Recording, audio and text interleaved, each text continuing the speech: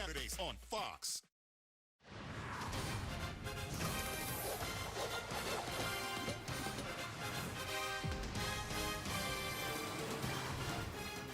Well, we are finally going to play some baseball. Game 3 of this ALDS, and Jack Flaherty will get the call for the Tigers as the series shifts to Detroit, all tied at 1 against Julio Rodriguez and the Mariners, who had a big game-winning double in Game 2 to even this series. And a good pitching matchup as well, as Logan Gilbert facing the Tigers for the 3rd time this year. He's been good the last 2 starts. And so we will play some baseball in a decisive Game 3 in this best of 5. And we say welcome. Maybe almost 3 hours late because of the rain, but we're going to play some ball. And for those of you who are about to watch the Mariners-Tigers game on FS1, you will see it only for the next hour. And that's because the Blue Jays-Yankees game will start at 8 Eastern right here on FS1. So if you want to see the Mariners-Tigers Game 3 in its entirety, you should watch it on FS2, MLB Network, and/or the Fox One app. All right, there you go. Baseball, and away we go as we get closer to first pitch in Detroit. And the guys calling it now, Adam Amin, Adam Wainwright, and A.J. Pierzynski. Fellas. Take a break, KB. We'll welcome you to Game 3 of the 2025 American League Division Series on FS1, presented by Booking.com. They are finally ready to go for this crucial swing Game 3 of this ALDS between the AL West champion Seattle Mariners and the Detroit Tigers, the wild card out of the American League Central. Inside the broadcast booth with the World Series champs, Adam Wainwright, A.J. Pierzynski. Tom Verducci will join us in a moment as well. I'm Adam Amin. So we talk about star power in the postseason. Well, Julio Rodriguez has played like a star in this series and has played like a star the entire second half. He's played like a star against the Tigers. He has owned the Tigers in the last 5 games, and it got his second half off to a jump start. July 11th through 13th, he played here at Comerica Park. 6 for 12, 3 homers. And then in the first 2 games against the Tigers, 4 for 9 with a home run, and the game-winning double in the second game of this series. The Tigers, if they want to advance, get to the LCS, they've handled Cal Raleigh nicely, kept him in the park so far. They've got to figure out a way to slow down Julio. We again talk about star power, and for the Tigers, top half of their lineup, they've got all this slug, right? But you probably have to see some more of it coming up, and in particular from Riley Green. Yeah, remember that book, Where's Waldo, when we were growing up? Well, the Tiger fans are wondering, where's Riley? This is one of the greatest sluggers in the entire game of baseball. Regular season this year, 36 home runs, 111 RBIs. This series, though, so far, 0 home runs, 0 RBIs. If the Tigers' offense is going to get clicking, they're going to need Riley Green to drive in runs, get on base, make some things happen. That sets the stage for tonight's same-game parlay. It's available for all of you now on FanDuel. And for the Tigers, this is the first time that these home fans are actually going to see their team play in this ballpark. For more, we go down to the field and Tom Verducci. Well, thanks, Adam. Welcome to homecoming night in Detroit. The Tigers last played at home 16 days ago after they covered 3 cities, 11 games, and more than 5,000 miles. Now, their first order of business, besides laundry, generating offense. This team scored just 2.6 runs per game on that road trip and had trouble putting the ball in play. And that is the key issue tonight. The Tigers were 4th in the American League in most strikeouts, and tonight they face Logan Gilbert, who among all pitchers who threw 100 innings has the highest strikeout rate in baseball. Adam? Excellent strikeout pitcher matchup tonight between Logan Gilbert and Jack Flaherty, who met on July the 13th in that 3-game series right before the All-Star break here at Comerica Park.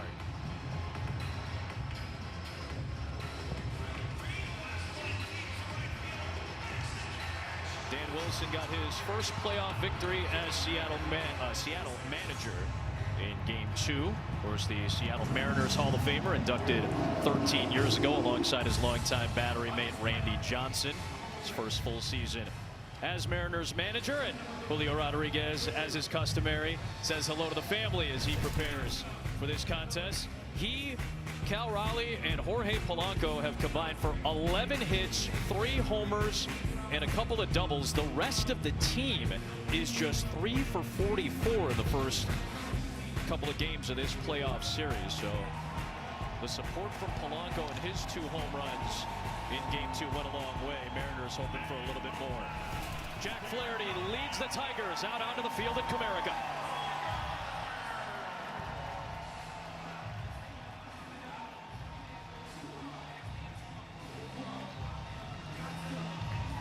Jack Flaherty lives for these moments, he says. He's loved the pressure that comes in a big game scenario. Of course, pitched in the World Series last year, made 5 playoff starts for the Los Angeles Dodgers after he had been traded from Detroit. You know Jack well, Wayno. Give me a sense of what we should see tonight.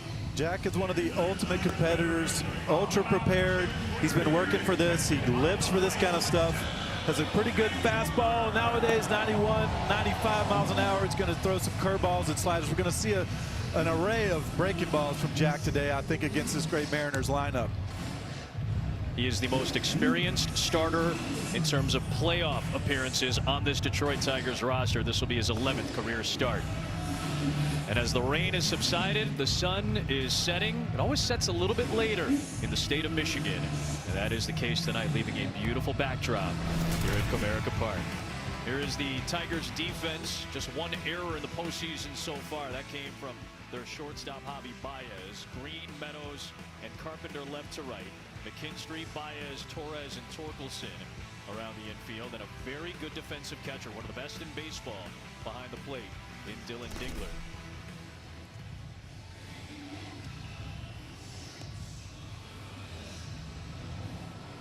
Quite the juxtaposition between Dan Wilson in his first full season as manager and A.J. Hinch, who has been around the block a few times to say the least. His 12th season as a major league manager, seeking his 1,000th career win between the regular season and playoffs tonight.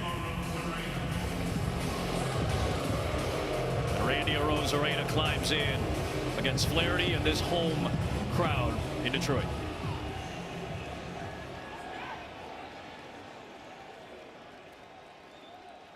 Former St. Louis minor league teammates Jack Flaherty and Randy Arozarena. Arozarena has taken Flaherty deep twice in his career. Off we go in game 3.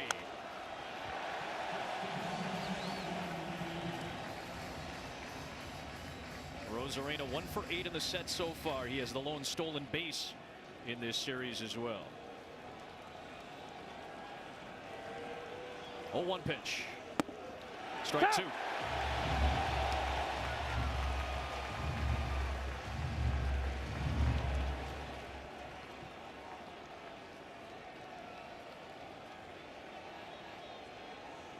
Two-strike offering. Back towards Flaherty, off of his glove, bounces to the second baseman Torres. The throw is not in time. A.J. Hinch has a hand up from the Detroit Tiger dugout. We'll see if there is any thought of a challenge here. And he's indeed going to ask for it right out of the gate. It's the playoffs, Adam. They ain't messing around. They're not saving it for later. It's the first hitter of the first inning. They must have a good feeling. Major league average for success is about 55%. Detroit is challenging the safe call at first base.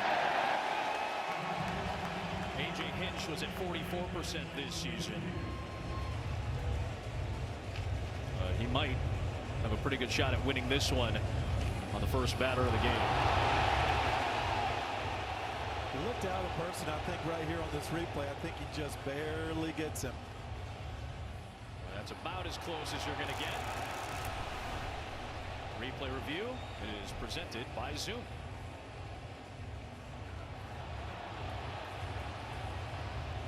If it does go down as an out, it would be 1-4-3. After Flaherty deflected it to Torres. Wayno, didn't you teach Jack when you guys played together in St. Louis just to catch it so you didn't have to worry about someone else making the throw? Yeah, Jack's a good fielder in position, but these sometimes you think these are going a little faster and you react wildly, and it just kind of, it's like a changeup almost. It's right off the end. Nice play by Torres too to barehand that ball. It's impossible to let it go though, Adam, because the one that you let go, it goes right up the middle, and no one was there. You always try to make a play on it as a pitcher. Of course, Tom Verducci reminded us that Jack Flaherty came up as a shortstop in his high school days as well, along with pitching. So natural defensive instincts, I would imagine, take over. I love Flaherty's reaction after he touched it and realized it was going to hit the ground. He's like, oh! Oh boy, oh boy, oh boy. Oh. That angle, I think he's out. I don't know why. What else we can see? What a great play. Alan Porter is our crew chief tonight. After review, the call on the field is overturned. The runner is out. The court will retain the second time.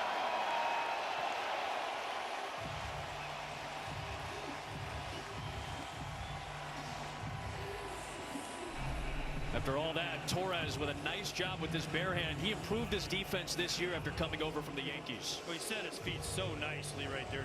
He knew he had to bare-handed. He set his feet, which let him square his shoulders and throw it perfect. And then A.J. Hinch, of course, is excited. Even though it's only one out, it's a big out. Keeps Rosarena off the base paths for Cal Raleigh, who comes to the plate with the bases empty. First pitch swinging. Raleigh sends it out to right. And Carpenter has it for the second out.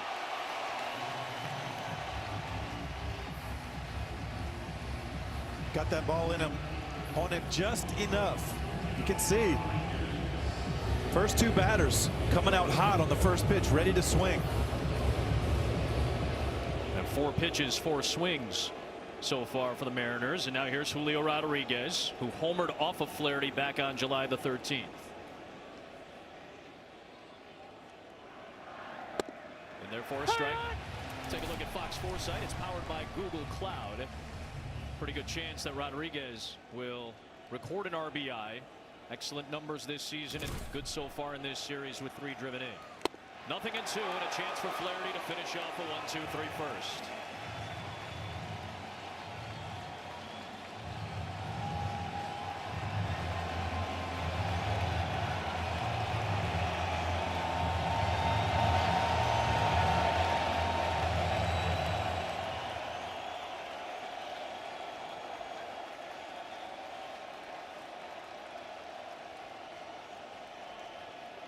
Oh, 2 pitch. In the dirt. Here's the first ball dealt by Flaherty. 1-2 on Julio Rodriguez. I suspect the Tigers are going to attack those breaking balls away from him today rather than just keeping on doing the same stuff, challenging him in. 1-2. No. Did he go? He did. Inning over.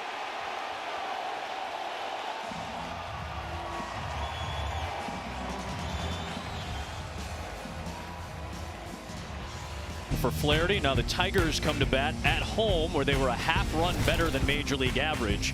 They were about a half-run lower than average on the road this season. Changed tonight with Kerry Carpenter moving up to the leadoff spot, breaking up Riley Green and Kerry Carpenter. Keith moves up to the number 3 spot. A couple of mixing and matching pairings in the bottom of the order. Baez moves down to 9, Dingler down to 7.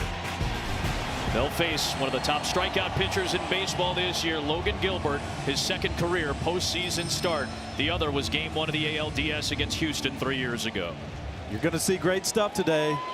High-octane fastballs and the best pitch in all of baseball, Logan Gilbert, split. Carpenter steps in and takes a fastball upstairs. 4 hits in the wild card series against Cleveland. 1 for 8 in this set so far, but the 1 hit was a big one. The 2-run home run in Game 1, which at the moment gave Detroit the lead. Breaking ball lined on 1 hop to second. That's a second great pick by Polanco we've seen in this set. And he throws out Carpenter for the first out.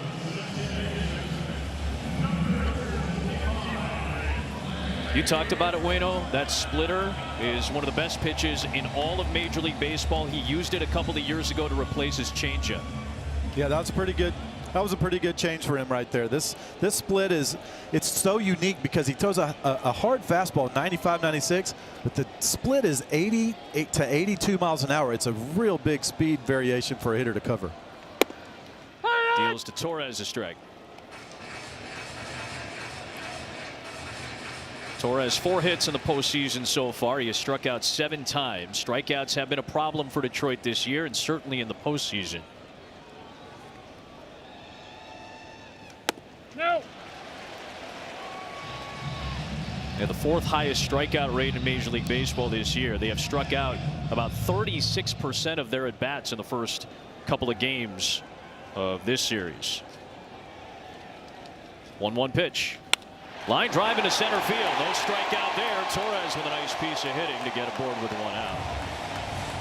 He's now 7 for 17 in his career against Logan Gilbert.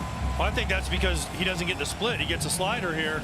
And I think sometimes Logan Gilbert, and most pitchers, Wayno, you can talk to this, but they don't want to throw that right-on-right split because they think it might do damage, but that's your best pitch. That was just a nothing slider that Torres doesn't miss. That's why I think Torres has had so much success. He doesn't have to see the split like the lefties do. So man aboard for Colt Keith. First pitch swinging, one bounce. Polanco spins a throw to second for one. Crawford will not have the relay. They get the lead runner in Torres. Keith on the fielder's choice is safe, and there are 2 down.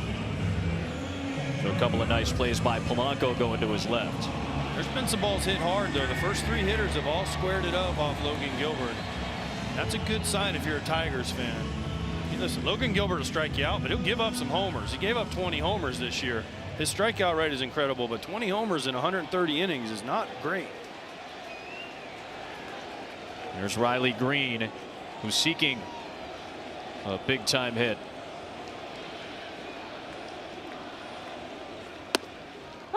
He'll take a strike. Career high 36 homers this year, 111 driven in. And he was really good against breaking balls this year. Hit 14 of his home runs against breaking pitches. That time he goes fishing, and it's 0-2. There's that big split right there. You see the movement. The bottom just drops right off of it. It's also sometimes going to have huge horizontal movement to the right, and sometimes it moves huge horizontal to the left. 0-2 delivery. And he doubles up on it for strike 3. Both Flaherty and Gilbert with 9-pitch first innings, ending with a strikeout each.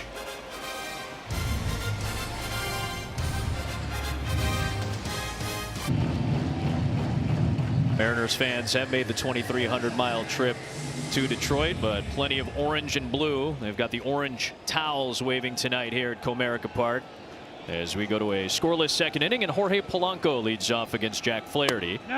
Just missed the outside edge. Polanco, one of Seattle's heroes in Game 2, with 2 solo blasts off the presumable Cy Young Award winner Tarek Skubal. Not an easy thing to do. In fact, only 4 players have ever done it, and Polanco was the first in 4 years to hit 2 in one game off of Skubal.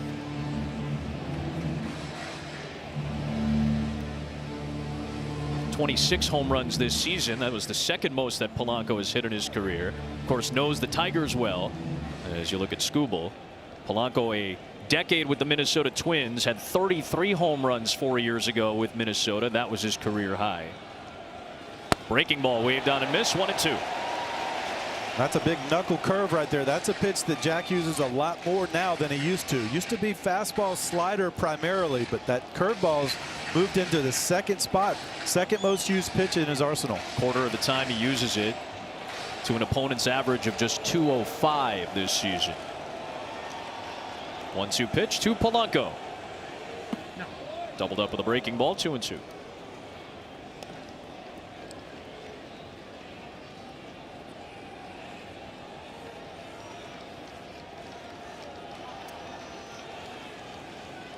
Flaherty deals. Fastball fouled back.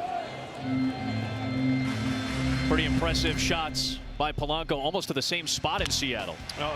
One was a slider, one was a fastball, but if you look at the location, they are very similar. And what a huge lift. Everyone went into that game saying, oh, the Tigers have Skubal going, and Polanco said, not so fast. Another 2-2 pitch. There's the breaking ball for strike 3. Back-to-back Ks from Flaherty. And there's one away in the second.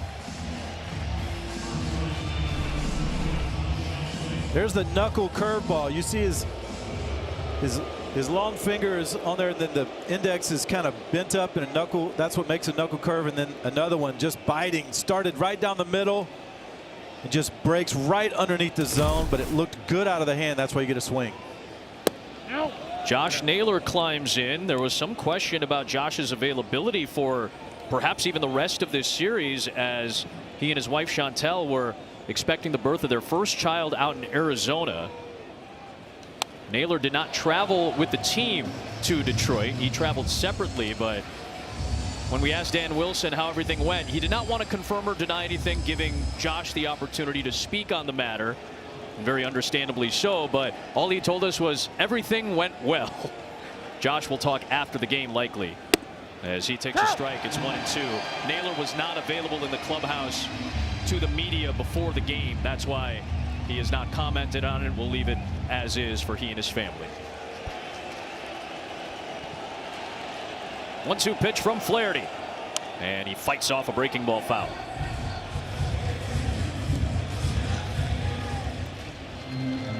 Wayno, you had a belt like that when you played, didn't you? It said Wayno. Look at that thing. That thing is shiny. Yeah. He's got all the swag, man. I'm so jealous of his shoe repertoire and his belt. Crystal Pantone color tonight, kind of matches the jersey. Taps one out in front of the plate, but it's a foul ball as it was snared by Dingler. Tom Verducci, you're down to the field. What are you seeing from Flaherty's velocity so far? Yeah, AJ Hinch has to like it because he said sometimes Jack eases into a game 91, 92. He typically sits 92, 93. We're seeing 94, 95, even a 96, a level he's hit with only 7 pitches this year. He looks strong, and he's throwing more fastballs than usual first time through. Wow, how about that, Tom? Great note. We see this a lot with pitchers in general in the postseason. You guys always talk about the adrenaline dump. It kind of carries you. But again, you see Flaherty's postseason numbers the last few outings, including his game against Cleveland. He seems like he thrives on it, almost tries to control it a little bit better, and you guys talk about how important that is. Absolutely. Controlling your emotions, slowing the game down, slowing your heartbeat, whatever it is. AJ Hinch wants him to be fiery, though. He wants him to compete. He knows he's gonna yell and get a little angry sometimes if he doesn't make his pitch, but they're okay with that because it helps him in the long run, they believe. Another 1-2 pitch to Josh Naylor is fouled back.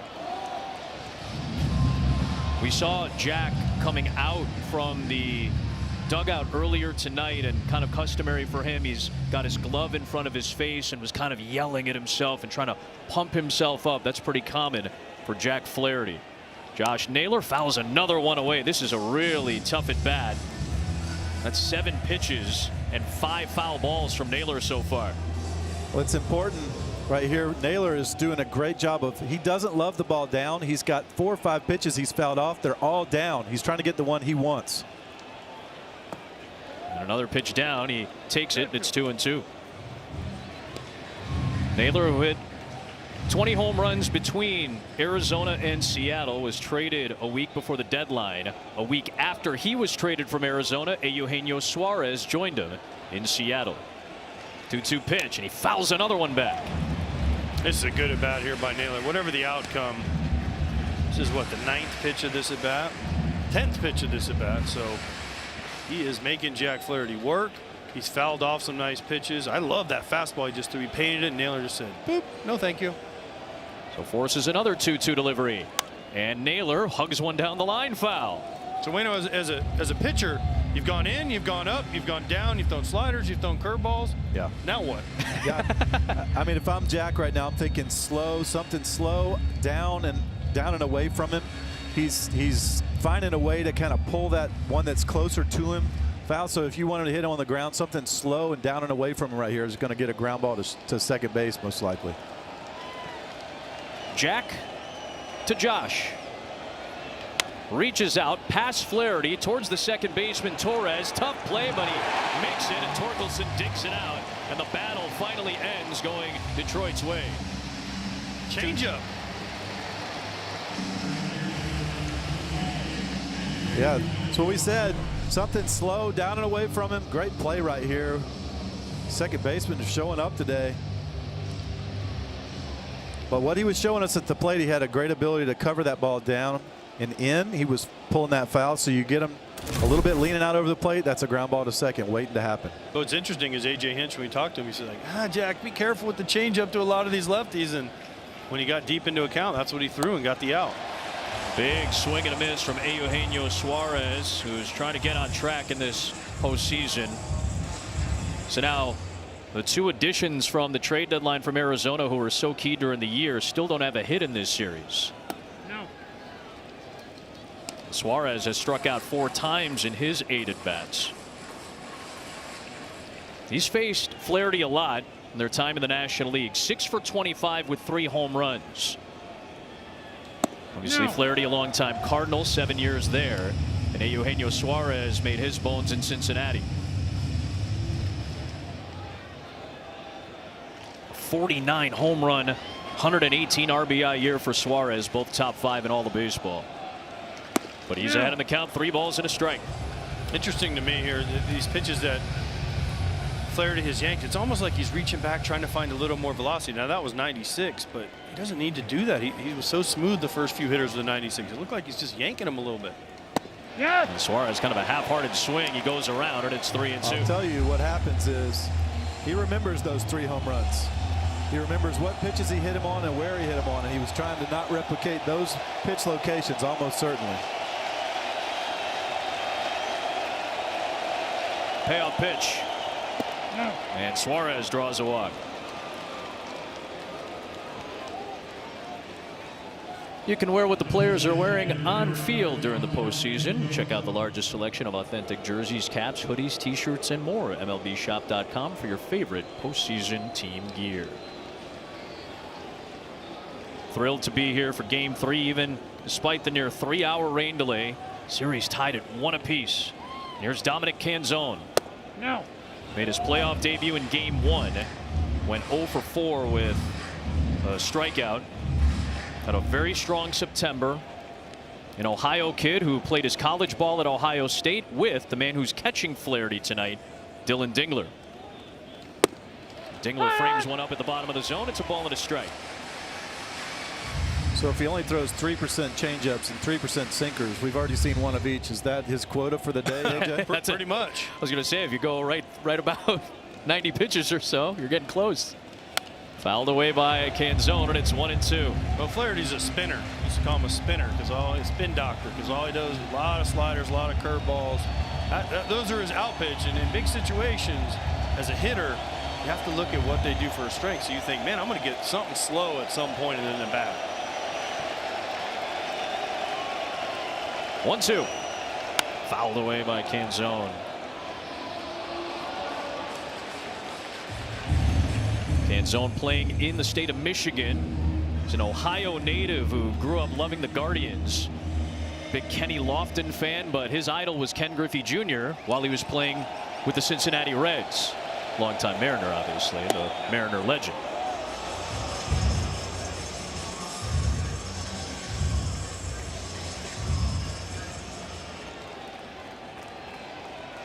Runner at first, 2 outs. Second inning. Scoreless Game 3. And a 2-2 from Flaherty. Gets him waving and a breaking ball.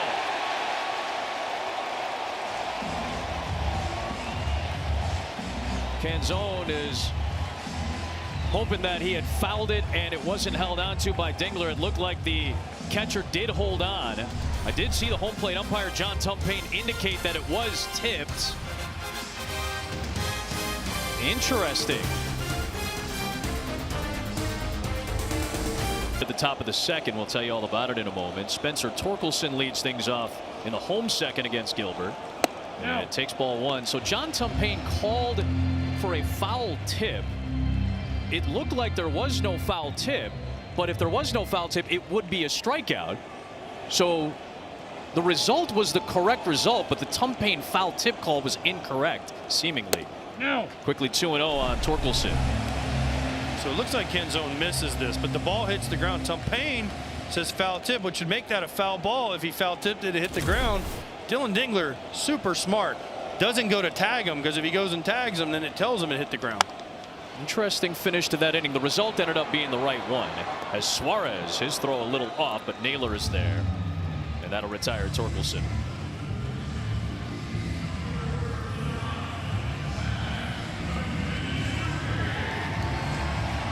Speaking of the umpiring crew tonight, John Tumpane is calling balls and strikes in his 8th career playoff series. Alan Porter is the crew chief at second base tonight. Here's Zach McKinstry. In at third is Suarez. McKinstry has shown bunt a few times during the postseason, including an RBI sacrifice bunt in the wild card series that ended up going a long way for Detroit. The He also had the game-winning RBI in the 11th in Game 1 of this series, his only hit of the playoffs so far. A 1-0 pitch. Hard hit on one hop. Naylor's there. And he'll retire McKinstry. Quickly 2 down. So I know Kevin Burkhardt set it all up for all of you who are watching the game on FS1. So when we get finished up and the Blue Jays and Yankees take over on FS1, this game will move over to FS2. It's probably already on it right now. It is also on MLB Network and the Fox One app. So you have options to be able to watch the game. But the Blue Jays and Yankees, if you're looking for that, will begin on FS1 tonight. First pitch to Dingler is upstairs for a ball. Well, you know, a lot of fastballs missed early up. Is that part of the strategy to play off the split and the slider? Because all of them have been up. He hasn't thrown a fastball down all night so far. We're only in the second inning, but still all fastballs up. Yeah, he's not going to work that fastball down a whole lot. He uses the top part of that zone with that four-seamer. He's going to work that slider down, and he's going to work the split down, but he's really kind of, like, to your point, right out of the hand, the four-seam and the split are lined up in the same tunneling area, and that's going to lead that to be at the top of the zone. That's where he wants that to work off of. Breaking ball is looped past the shortstop Crawford into left field. And it's a 2-out single for Dylan Dingler, his second hit of the postseason.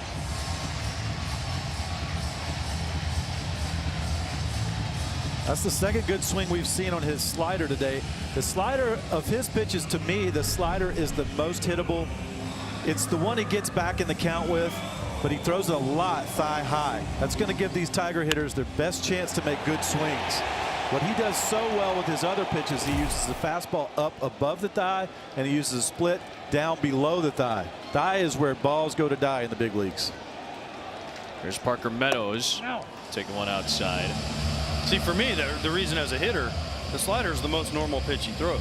The high fastball 96 with his angle and his extension is different, and obviously his split is just crazy different from any other pitch. So to me, the most normal pitch he throws that a hitter sees is his slider. That is the pitch that saw 10 home runs go. 39 of his strikeouts came on that pitch. But again, sometimes if you hang one, opponents will have an opportunity to hit it. But this is where that splitter ranks. Think about the slider that we've talked about for Munoz, and then Gilbert's splitter, two of the most unhittable pitches in all of baseball. A 115. Think about that. 115 batting average against. Major league average, guys, across the board is 245. Just every pitch, 245. Think about this against the Tigers. They're 0 for 13 this year against his split. He had 19 punchies in 10 innings against them, 10 1/3. 2-1 pitch to Meadows, in there for a strike, and it's 2-2. 19 punchies in 10 1/3 and 0 for 13 just on one pitch alone for him. That just shows you what his game plan should be. The Tigers can't hit his split, nor can anybody.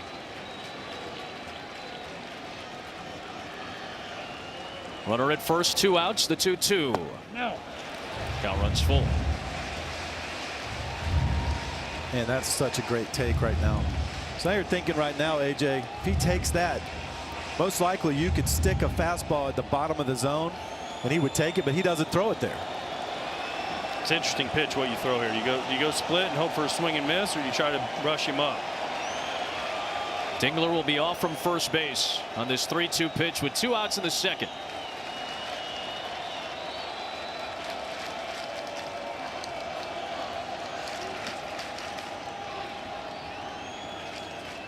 Fouled away.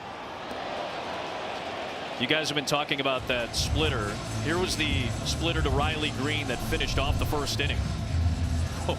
You see it, it's like a forkball almost. He's got his index finger circled, but the way it comes out of there, look, it just drops off the table. Gets about halfway, and it just says, I'm not going any more forward. I'm only going down.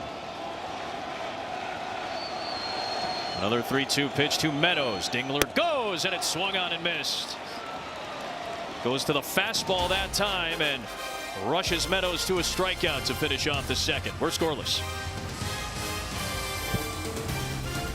Welcome back to the 2025 American League Division Series on FS1, presented by Booking.com.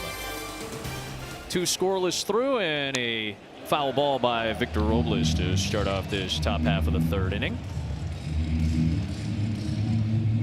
Robles, who spent a bunch of time on the injured list this season. The left shoulder dislocation. Played just 32 games in the regular season. Looking for his first hit of the playoffs, his first postseason since winning the World Series with the Washington Nationals 6 years ago.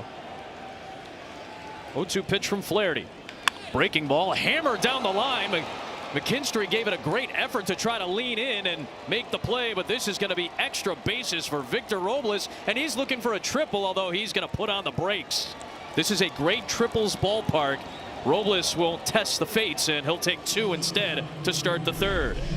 And Robles is a great strike breaking ball hitter, and you see Jack's trying to get that down and away, but he leaves it middle in, and those hanging breaking balls middle in give a hitter time to adjust, and he was able to keep it fair, especially a great breaking ball hitter like Robles.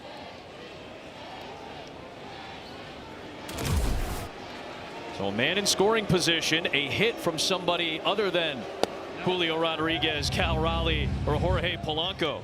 Just the 4th from the rest of the lineup for Seattle, has Robles in scoring position for J.P. Crawford, the veteran. You have to get him over to 3rd at a minimum here. You cannot have an unproductive at bat if you're J.P. Crawford. You got Randy Arozarena on deck. You got to get the lead on this. The way Logan Gilbert started these first 2 innings, a lead for the Mariners, 1-run lead, especially with the way these 2 offenses have played the first 2 games, feels like 5 runs. I mean, the runs have been at such a premium so far in this series. Fouled back, and it's 1-2. A 3-2 Detroit victory in Game 1 in 11 innings on Saturday night. With Skubal pitching on Sunday, the Mariners with the victory in the late innings to even up this series at 1 apiece. It was Seattle's first home playoff victory in 24 years. Now we're in this crucial swing game of this ALDS. The 1-2. Crawford muscles one towards left center field. That's going to get down. Robles got a little bit of a late start, trying to make sure that that ball hit the deck. Now it gets through the legs of Dingler. Here comes Robles on his way home. The tag, not in time. He's safe. And it's 1-0 Seattle. Crawford moves up to second base. A.J. Hinch might consider a challenge here. We'll see. He's going to want the challenge. As of now, it is 1-0 Mariners in the 3rd. Where do we start with this play? But we'll see the replay of the tag at home. I thought he was safe from the naked eye. We'll see here as his foot comes up. Ooh. Detroit is challenging the safe call. Does he get the heel down before? He might have the heel on the corner of the plate first. Let's start with the play. First of all, blue pit by J.P. Crawford. They count. Why Riley Green throws this ball and then McKinstry just lets it go, and then Dingler botches it. It was just a bad defensive play all around by the Tigers. There's no other way to put it. Why McKinstry let that ball go, I have no idea. Now, whether he's out or safe, I still think he's safe right there. His toe's on the plate, but is his toe down? But why did McKinstry let that ball go? You know the guy at first isn't going. That puts the catcher in such a tough spot.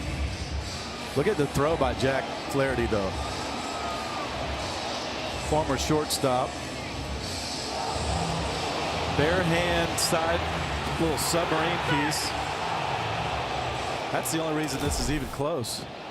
It's a replay review presented by Zoom. After review, the call on the field is confirmed. The runner is safe.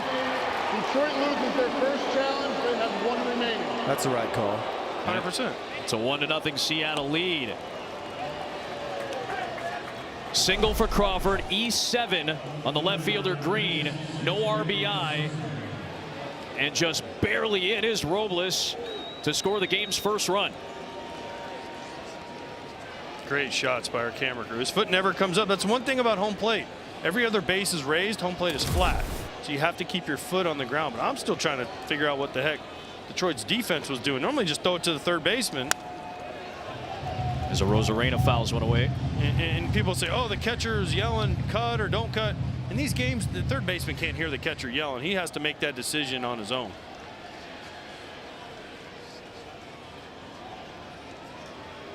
Arozarena on the ground, back up the middle into center field, a base hit.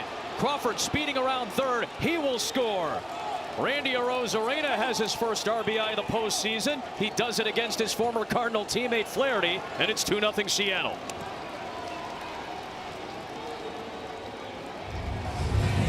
Some production from the supporting cast for the Mariners gives them a 2-0 lead in the third.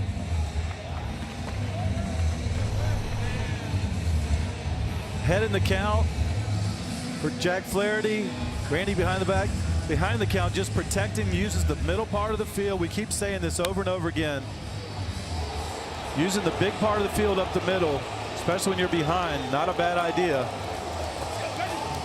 No, but see, that's good hitting. Yeah. If he misses the middle part of the field, the worst that happens, he hits a ground ball, and Crawford's at third with one out for Cal Raleigh.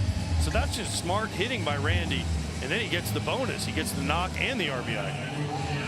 While we have a moment, a quick word from Strauss. From the fields we farm to the fields we play, work wins the game. Strauss and Major League Baseball. Gear for any season.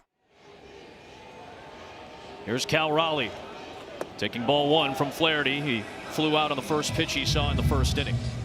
All three hits this inning have been when Jack's ahead of the count. 0-2, 1-2, and 0-1. The three hits came in a 7-pitch stretch. Just like that, 2-0. No. Now Raleigh looking to add on after a 60 home run season. Be real careful right here. 2-0. Raleigh's hunting something down. Flaherty could throw that breaking ball. Be real careful right here. 2-0 pitch. No. 3-0. A historic season for Cal Raleigh. Most home runs ever by a switch hitter, most by a primary catcher, most by a Seattle Mariner. And he's got the green light. He has to have the green light right here. He'll take. It's a strike.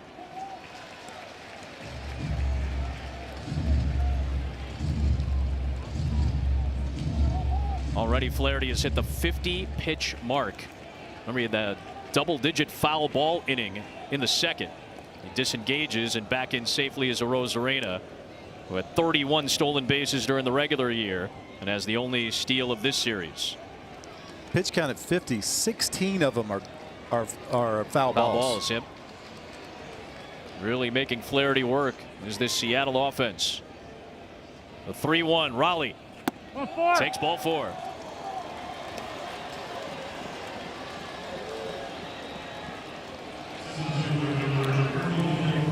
We talked about this throw already, but I want to go back to it. Riley Green should know the way the speed of this ball, he's not going to get sent. So he tries to hit the cutoff man, and for some reason Zach McKinstry's like, nah, I'm good. I'm going to let my catcher, who's got mask and catching gear and all that, try to catch it. And it gets by him. They teach you to throw it to the cutoff man. He did, but you need the cutoff man to cut it. Rodriguez takes a cutter to slider, 0-1. So all four Mariners in this inning have reached. That's going to be so huge for this Mariner lineup. Getting it on ahead of Cal Raleigh and Julio Rodriguez. That was such a tough spot because the runner on first, you don't want to compound the inning and have first and second no outs, but you also can't give in to Cal Raleigh in that situation. That's tough on the pitcher. The 1-1. No. Down and away. Detroit defensively was about average in fielding percentage. They were above average in defensive efficiency. They made fewer errors than the league average as the lefty Brant Herter is loosening up. But a lot of that is based off of their excellent positioning. That was a miscue, as AJ pointed out, by McKinstry, letting that ball go through and making it tough on the catcher. And that's a tough error for Riley Green because he's going, I threw it to the cutoff man, guys. Yep. What do you want? Now Rodriguez ahead of the count, 2-1. 3-1. Flaherty getting behind back-to-back hitters. High leverage counts for Raleigh and Rodriguez. Rodriguez homered off of Flaherty back on July the 13th. It was eventually a Seattle sweep. Big cut on a fastball, 3-2.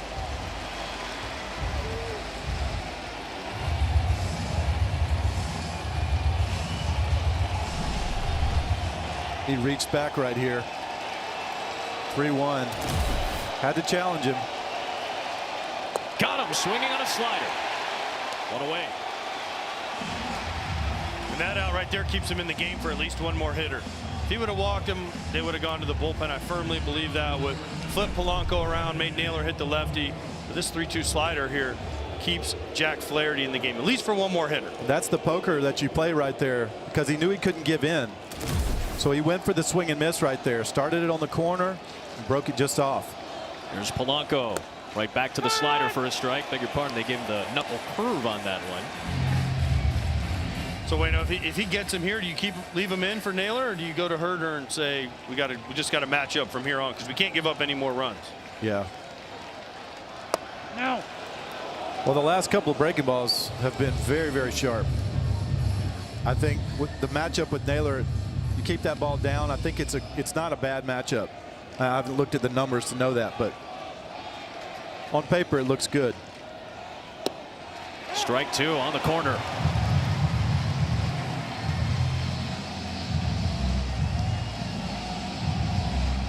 In a few moments, those of you watching us on FS1 will be taken to the start of the Mariners-Yankees game, or beg your pardon, the Blue Jays-Yankees game in the Bronx. For those of you who want to stay watching our game, turn to FS2 and the MLB Network. It's also available on the Fox 1 app. No.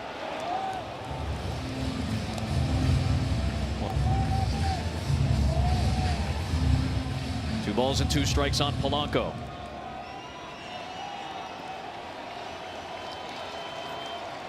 Breaking ball, got him again.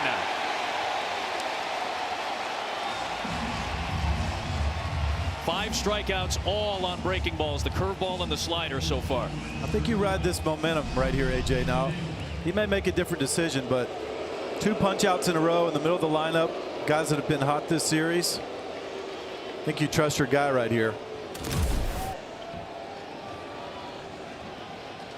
An 11-pitch at bat from Naylor. The first time he launches one out towards right center field. On the move, it's Meadows. He gets there. All the way out to the warning track to finish off the inning for Flaherty and limit the damage to 2 runs. But the Mariners strike first. Robles with the leadoff double. Arozarena with an RBI single. Flaherty a little frustrated as Seattle jumps out in front on the road in Game 3. Couple of hits. 3 of them, in fact, in that top half of the 3rd inning, and now Javi Baez will lead things off in the home 3rd for Detroit. Hitting in the 9 spot tonight. And he takes strike 1 from Logan Gilbert. Baez 5 hits in the wild card series, 1 for 8 in the first 2 games of this set, but between both series he has only struck out 1 time. Been a big improvement overall this year for Baez. No. Cut down his strikeout rate by a nice margin and saw his average jump from the 180s last year to the 250s this year. He's made some adjustments, and we've seen him make adjustments in the past. When he cuts down his swing and swings at strikes, he can do some damage. The thing about Javi Baez, he also take away his aggressiveness. You have to kind of walk the line of aggressive but not too aggressive. Gilbert comes home with a 1-1. Breaking ball fouled. Really fun to watch Logan Gilbert's delivery. He's got the arms and legs moving, that kind of torque of his upper body, almost like an old school right-handed pitcher, like from the 70s you might see. I love anytime there's different deliveries. Nobody's cookie cutting big league pitchers. Everybody has their own unique styles. Got the step back, the high glove, and he induces a pop-up from Baez to short for Crawford. Squeezes to retire his counterpart. What do you focus on, AJ, when you're in the box facing this? The ball. That's it. This is all wash.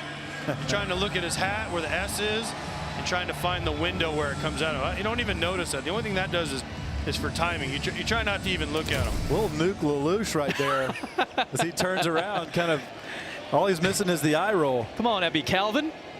Back to the top of the order for Detroit and Kerry Carpenter. No. A ground out his first time. Another guy who cut down his strikeout rate in a year where the Tigers still had some strikeout problems. Carpenter, at the very least, was able to cut down on them, down towards league average, which is about 22%. He was usually in the upper 20s in the years prior. Takes a big cut at a fastball, 1-1.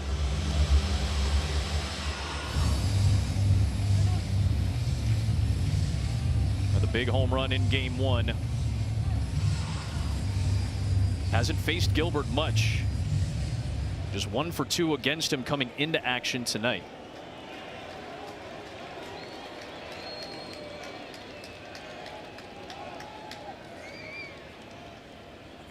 One and two. And righties have such an advantage against Logan Gilbert. The numbers bear that out. Much lower OPS, much lower batting average, and it's because of that split. He throws that split so much more to lefties. They're so much more comfortable when he throws it to lefties. You saw the high fastball, then the split to Carpenter.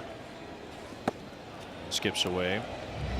Gilbert was the number 14 pick, first-round pick in 2018 out of Stetson University in Florida, which has produced some really impressive pitchers over the years. Corey Kluber and Jacob deGrom among them. Made his debut in May of 2021. Was an all-star last year and was the opening day starter for Seattle this season. 2-2 delivery on the way. Floats outside. We talk about his slider that has had a lot of effectiveness. He learned that slider from Jacob deGrom. Both were working out in the offseason down at Stetson about 4 years ago. And deGrom and Gilbert had a nice little powwow to discuss how to throw your slider better. Swing and a miss on the slider, right on cue for the second out. Third strikeout for Gilbert.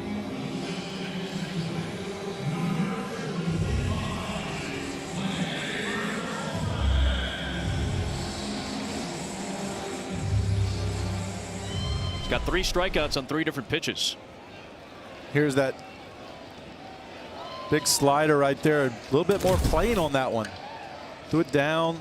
That's where he wants it, down. Plays so much more effectively down in the zone. Torres singled off of Gilbert in the first. He takes a strike.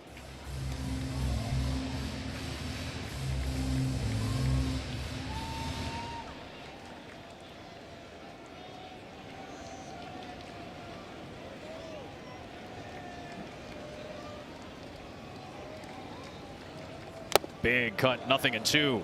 A chance for a 1-2-3 third inning for Logan Gilbert, who led Major League Baseball last year with something I know Adam Wainwright appreciates: 33 starts and 208+ innings pitched, and still had a whip.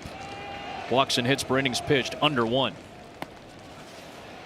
Ended up top 6 in the Cy Young vote last season and earned himself the opening day start this year. Did have injury issues though for the first time this year. He had a flexor strain in his elbow in April, so he missed about 2 months. And that was the first time he'd really dealt with a significant injury.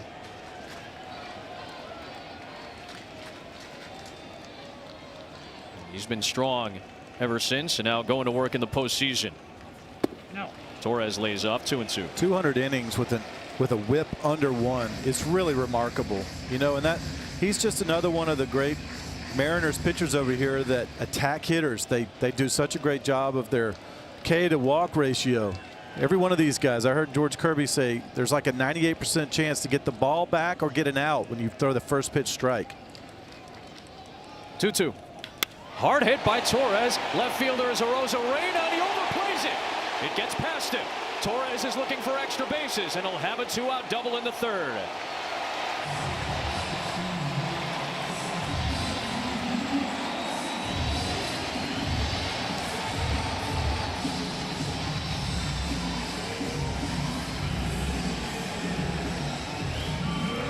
.103 off the bat. Well, this is where he normally would have finished a lefty off with a split. Instead, he tries to go high fastball. Last time Torres hit a slider. This time he gets a fastball. Rosarena tries to catch it. He can't catch it once it gets past him. It's an easy double for Gleyber Torres, but here's where the Tigers got to store. They've struggled with runners in scoring position the entire postseason, and in this, Colt Keith's got to figure out a way to get him on the board right here. Ball 1. They are 10 for 52 with runners in scoring position in the 5 playoff games they've played. They're 3 for 17 so far in this series. So it's up to Colt Keith, who had never faced Gilbert until tonight, to try to make it happen.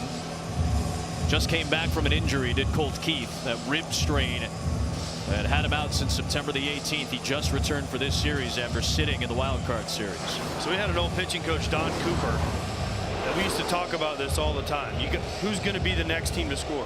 For me, the Tigers have to score. They have to hold the Mariners at 2 and be the next team to score. If they are the next team to score, it gets the crowd going again and it gets the team excited. If the Mariners go out and get out of this inning and score again, it takes all the air out of the stadium and a little bit out of your dugout. As weird as that is to say, it just does. Even though you think, oh, why would it? It takes air out of your dugout. Torres waits in scoring position. First chance for the Tigers tonight.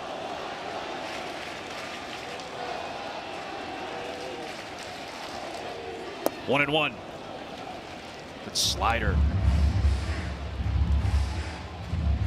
You see the difference with the shape of that pitch when it's down. It's got such great bite. It's when he tries to get back in the count sometimes or steal a strike when he leaves it thigh high, and that's when he gets burned on it. A ball and a strike to Keith, who takes in the dirt. 2 balls and 1 strike now on the Tigers DH. He made a big jump this season as well. Pumped his OPS up about 60 points. You see what he did against righties. All 13 of his home runs. Almost all the damage he had this year against right-handed pitching. The 2-1. In the air, center field. Rodriguez is over. And indeed, Logan Gilbert is able to work his way out of that 3rd inning. And he makes those 2 runs the Mariners scored stand up. More, including how to find a league near you, playball.org, and follow Playball on X, Facebook, and IG. Eugenio Suarez fouls one away. He walked back in the 2nd inning. Suarez, who began his career as a Detroit Tiger, has had a short stint in the major leagues with Detroit before he was shipped off to Cincinnati. He swings and sends one out towards deep left field. This one's way back there, and Eugenio Suarez returns to Detroit with a bang. It's 3-0 Seattle.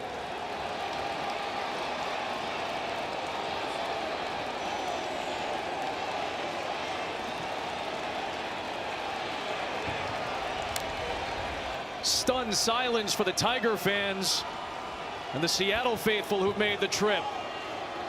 Ignited after their prodigal son comes away with a solo shot.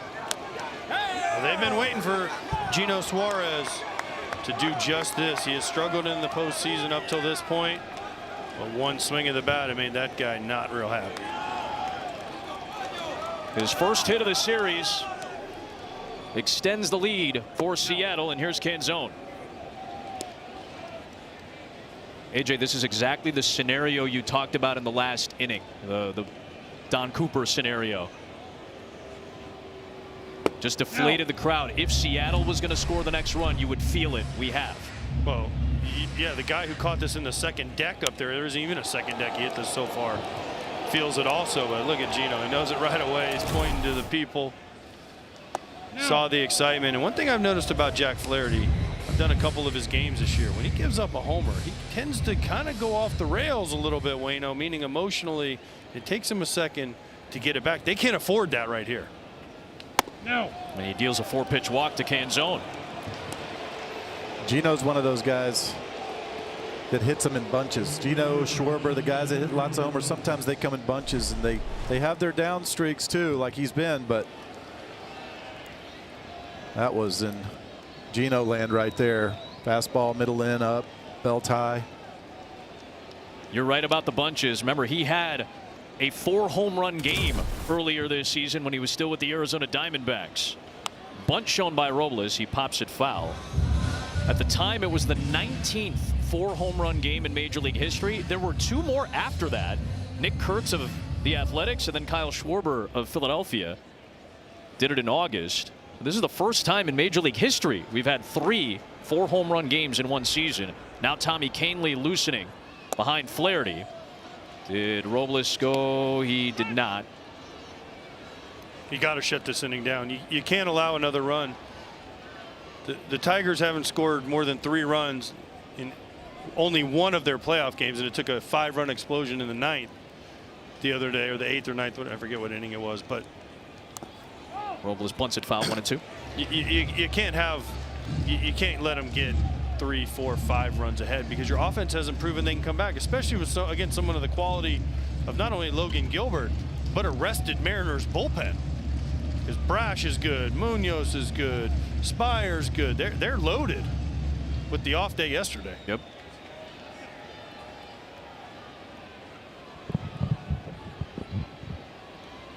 This feels like a fulcrum in this game 3. The 1-2. No. 2-2.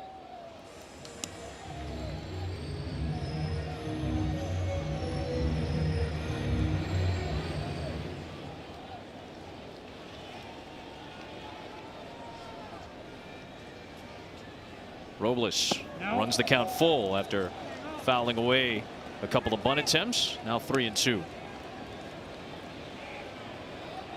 Detroit hoping to find some of its home magic again. Remember, they averaged almost 5 runs a game at this ballpark. They're going to have to find some slug in this game to come back. Canzone's back in safe. Meanwhile, Seattle, an improved offense which ended up in the top 10 in baseball in scoring, top 3 in home runs. Generated 2 in the 3rd and gets a Suarez solo homer here in the 4th. Still 3-2 on Robles. That about sums up Tigers fans after that home run. Like I said, the 3rd run where they scored 2, the Tigers had a chance. It just takes something out of the stadium and your dugout. It shouldn't, but it does. Called strike 3. Boy, that's about as well placed of a fastball as you can have. It freezes Robles for the first out of the inning. And let's see if that's it for Flaherty. Still the apprehension apparent here at Comerica Park. So Hinch is going to take Flaherty out after he gets the first out of the 4th. Eugenio Suarez has extended the lead for the Mariners. They see it's 3-0. Our player profile is sponsored by Liberty Mutual. Take you back June 7, 2014 off of John Lester. First home run of Eugenio Suarez's career. AJ, I think you remember this. I was in the dugout on the Red Sox that year, and yes, I do remember that. It was weird I wasn't catching John Lester, but I got to see this one here from the booth also. It's just a blast. He had better hair. He has better hair now than he did back in 2014. Letting it flow. There's Tommy Kahnle in from the bullpen for the 2nd time in this series. He deals a strike on the changeup, which we're used to seeing. Had a 1-2-3 7th inning in game 1. He struck out Luke Raley with a fastball. The surprise fastball, AJ Hinch said, for a guy who's known to throw a lot of changeups. I mean, a lot of them, including the first 2 pitches here. Flaherty still responsible for Canzone at first base, but he's done after 3 1/3. About the same amount of pitches he threw against Cleveland in game 3, and 74 in that outing, 76 tonight. 2 balls and a strike on J.P. Crawford, who singled and scored one of the 2 runs in the Seattle 3rd. We saw it from almost the first batter on tonight. We just saw them. They were not easy outs. Lots of foul balls, working counts, getting deep, getting the pitches they want. That's winning success for an offense. Get the pitcher on the ropes. Get the guys on in front of the big guys. They've done everything they needed to do so far offensively tonight, Including hitting homer. and hit a homer. They've scored on the Detroit starter first in each of the first 3 games of this series. Crawford taps it, 3-2. Kahnle will never give in. He'll never give in. 3-1 changeup, 3-2 changeup. If he fouls it off, he's going to get another changeup. It really is remarkable, the fact that he basically throws 1 pitch. It's not Mariano's cutter. It's just a changeup that moves a lot and has great arm speed. Payoff pitch. No. And Crawford lays off the change. Second walk issued by Detroit pitching in this 4th inning, and now 2 on with 1 out for Seattle, and back to the top of the order.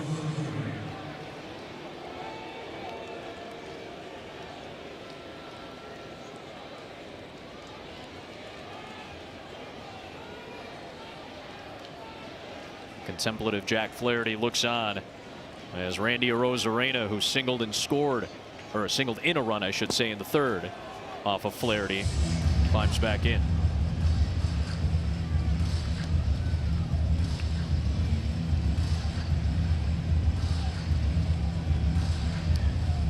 Career season despite a rough September for Randy Arozarena.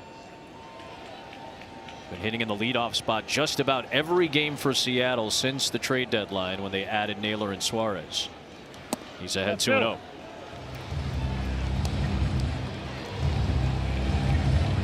"30 years of age, Arozarena. Some huge playoff moments already in his career. The Cuban native who signed with St. Louis in 2016.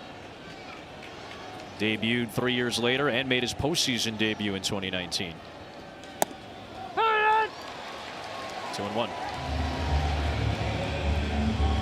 Obviously, the 2020 postseason, where he banged out 10 of his 11 career playoff home runs, has a lot to do with that, but that's some pretty good company to be in OPS wise in the playoffs. Swing and a miss, 2-2. There was one fastball. Surprise fastball. He just reset the clock. He just reset the clock on Randy. Because again, hitters don't want to look like that on heaters. What do you hear your whole life? Don't be late on the fastball. Don't be late on the fastball. And Randy was late, so it reopens it up for changeups. No. 3-2. And 1 point on a streak of 61 consecutive changeups thrown in the postseason for Canely last year when he was pitching for the New York Yankees.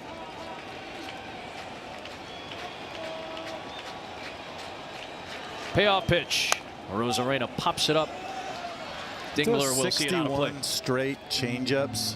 Is it still a changeup, or is it just the thing? And then if you throw your one fastball, it's like you don't even count it. It's like an outlier. Just here's the pitch. Here's just the pitch. Yeah, here's the pitch. My favorite is what A.J. Hinch said when Canely struck out the guy the other night. He came in and said, "See, I can't throw fastballs, guys." I mean, he's in on the bit at this point as Arozarena calls time. It's not like it's slow either. He still pumps it up there, 94, 95. 9 strikeouts all season on the fastball until he got that fastball strikeout against Rayleigh the other night. Payoff pitch to Arozarena is waved on and missed on a changeup. 2 down.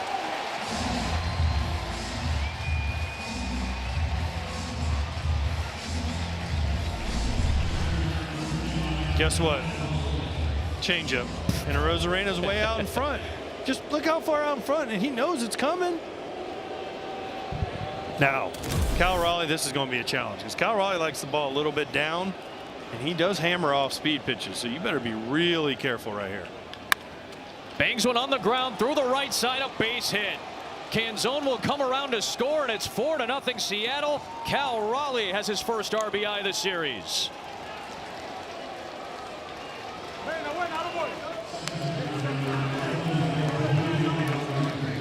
They keep getting runners on in front of Cal. It's going to be very tough for the Tigers. We talked about it. It was basically Raleigh, Rodriguez, and Polanco doing it on their own, and now getting some help tonight. That's just a high changeup. Cal Raleigh just punches that ball through the middle, and they're up 4-0. But the walk, right? The home runs you can live with, but the walk, the 2 walks, one of them has already come around to score. And now you get the hottest guy on the Mariners team up there with 2 more on. Julio Rodriguez, who has struck out twice tonight, both against Flaherty on breaking balls. Now facing Canely with 2 on and 2 out.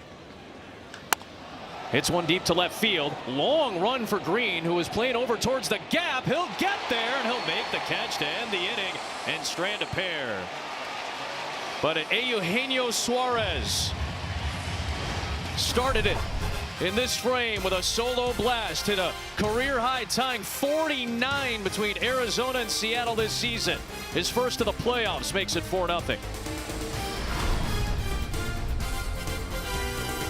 I'm with Tigers manager A.J. Hinch, who I know prides himself on the way this team plays defense. What did you see on the breakdown on that relay?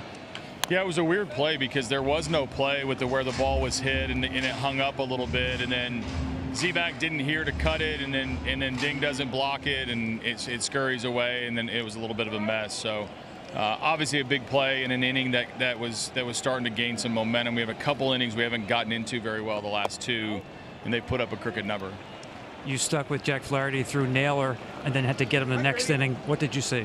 Yeah, I mean, it just looked like he got into the game very well, and it looked like he was making pitches, and then all of a sudden, you know, they were making him work, had some long at-bats, but it really started with the pressure at the top of the innings. The last two innings, the leadoff hitter did something positive. They've been able to piece together back-to-back at-bats against him. And when you get into playoffs, you get in this part of the game, it's time to go to the pen, and we'll use a lot of guys. Thanks, AJ. You got it. Tom, thanks so much. A ball and 2 strikes on Riley Green against Logan Gilbert here to start the bottom of the 4th. Skipper in there. By the way, for those curious, it is manager's discretion if they want to talk to us in game. We have no requirements to do so. We encourage it. We appreciate AJ Hinch talking to us despite his team losing. We also appreciate Dan Wilson joining us during that long, near 3-hour rain delay. So much appreciation to both managers for sitting down with us today. And now Gilbert gets a 4-run cushion with which to work here in inning number 4. And he gets Green looking silly on a slider. 4th strikeout. Now it's the last 2 have come on the slider for Gilbert. I'll be honest, I think this is the best I've ever seen his slider. This is the best I've seen it all year for sure. And tonight he's got that great biting action down the zone. Looks like a fastball, and just late darts down and in. It's tough when the split's going to the right and that slider's going left. There's Torkelson. First pitch swinging. High fly ball out to left center field for Rodriguez. And 1 pitch to get Torkelson. You and I were chatting with Cal Raleigh earlier today, and you're like, what's it like? You asked him, what is it like to catch Logan Gilbert? He goes, I just got to be ready, man. I got to be ready to move right, move left, depending on the spin, which pitch he's using, and how he's set up. His split reminds me of a guy, Jose Contreras, that threw a similar grip with just a full fork ball, and it was almost like a knuckleball. You never knew which way it was going to go. Up, down, in, out. You just, like Cal Raleigh said, you just got to be ready for anything. Here's Zach McKinstry. McKinstry this season had 11 triples.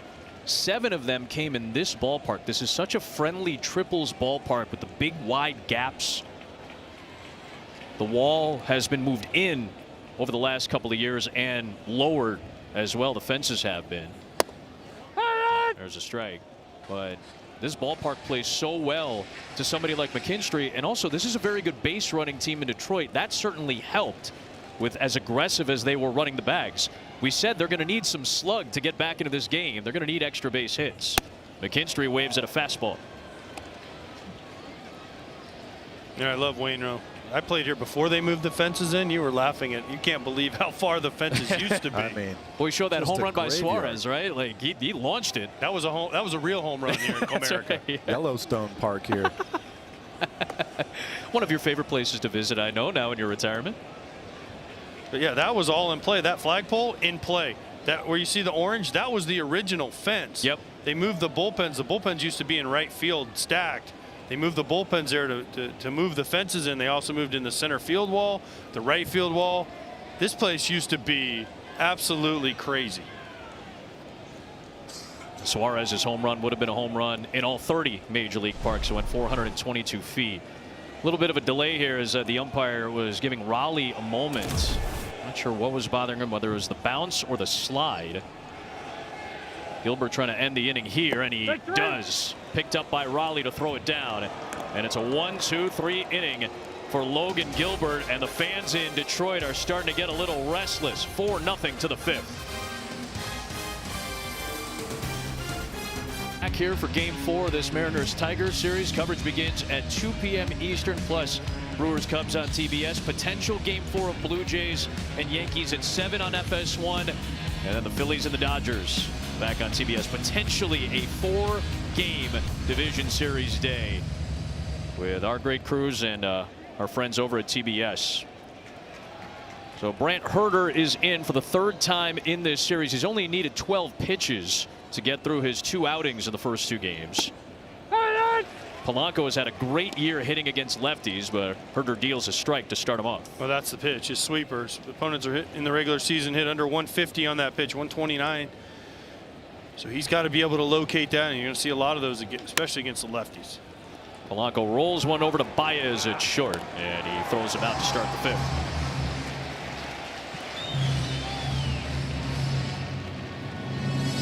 Warming up here is such a unique experience because, you know, it's not rare that you face ribbing from fans as you're warming up, but there is a very informed fan that stands right up above those red, white, and blue banners. He's got a packet of all your information and all your weird numbers. So if there's ever like a stat that's like, say you're starting on a Thursday. Sure.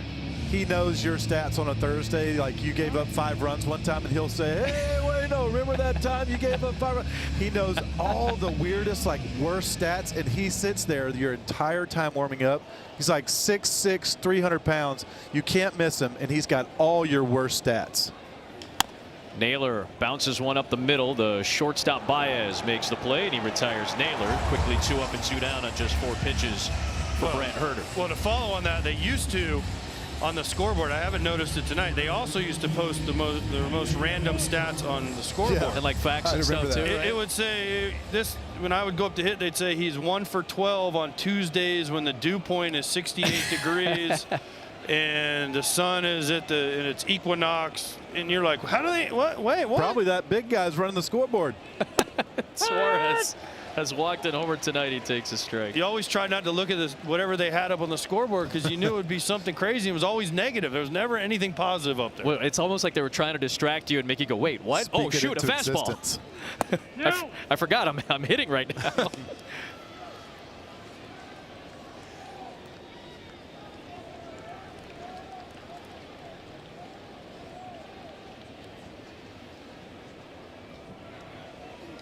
They love Suarez in Seattle after he helped the Mariners break their playoff drought 3 years ago. There was a lot of excitement and buzz when he was dealt back to Seattle. He was one of the big trade deadline acquisitions, even though his numbers weren't as good with Seattle in the second half this year.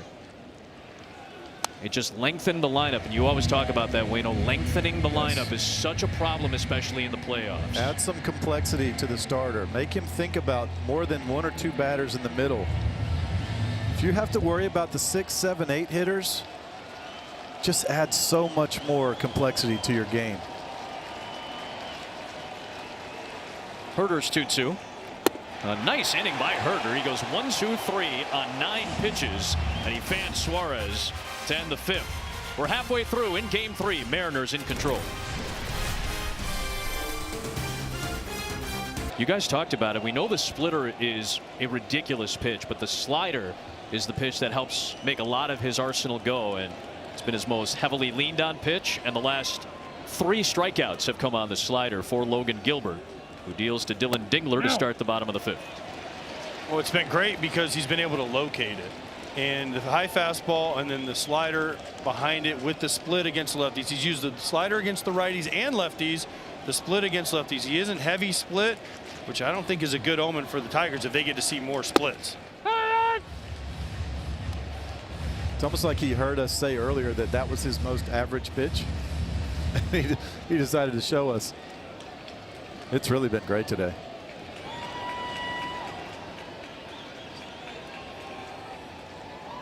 There's a 1-1 to the Detroit catcher inside. This battery, Tom Verducci, has been together for quite some time now, Logan Gilbert and Cal Raleigh.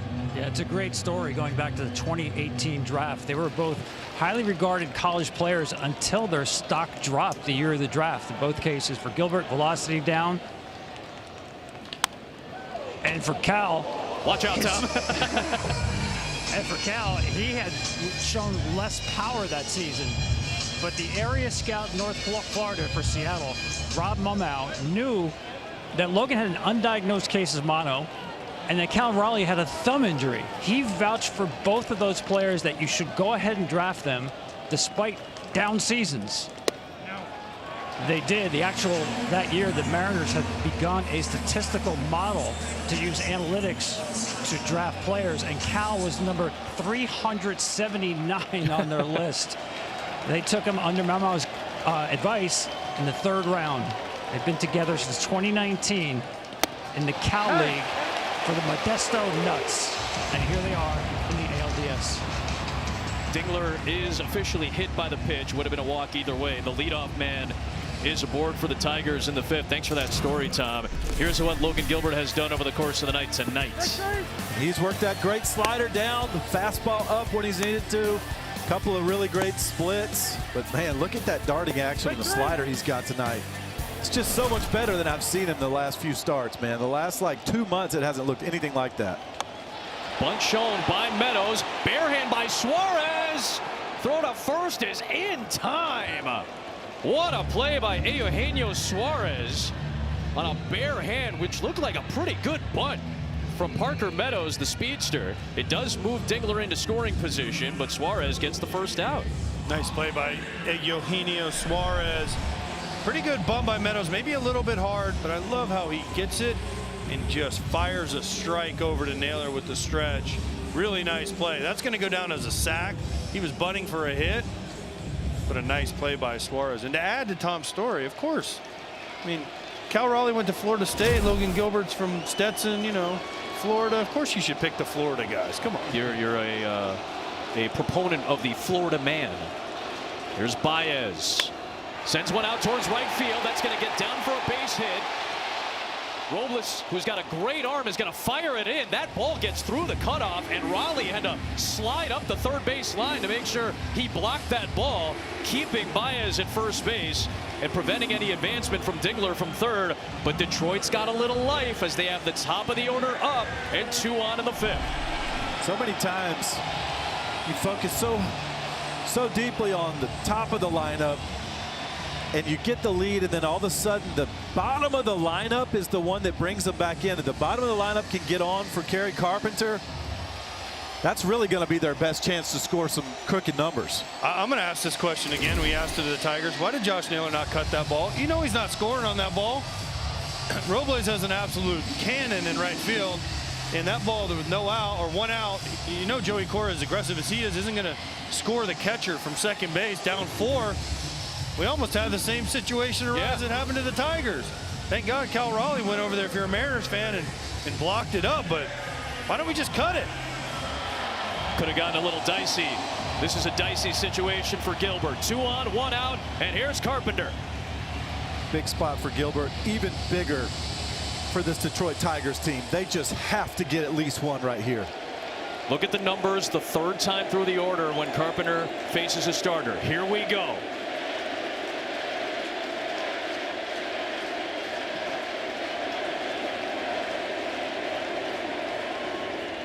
Ball 1. Also, we've mentioned the Tigers' struggles with runners in scoring position. Well, Carp and Torkelson are 5 for 14. The rest of the team before that, Baez. But they've got to have. This is the spot. This is why A.J. Hinch put Carpenter in the leadoff spot, was for this at bat.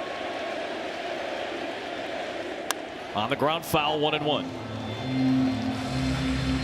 Kerry Carpenter, a true development project for the Tigers, a 19th round draft pick in 2019, has turned into an excellent power hitter, a career high 26 homers this year. His power has at times earned him the nickname Kerry Bonds. Just let that marinate for a second.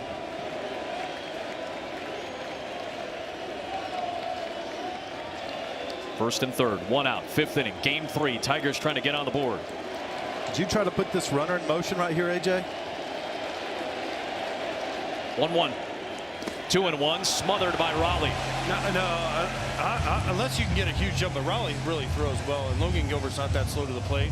You got to give your best hitter an opportunity to drive the run in. He doesn't hit a lot of balls on the ground. Logan Gilbert doesn't give up a lot of ground balls. His ground ball rate is one of the lowest in baseball. So I'm letting him stay there because it keeps that hole open on the right side. Polanco has to even slide over more. I just think you let him hit right here.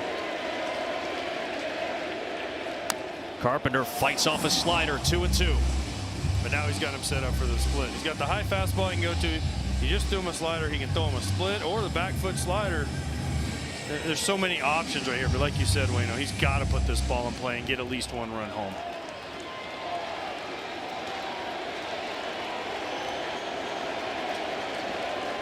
Two pitch. 3-2.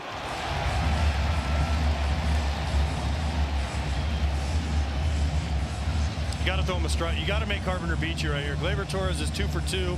He has owned Logan Gilbert in his career, and he has hit the 2 hardest balls off Logan Gilbert tonight. So this is action pitch.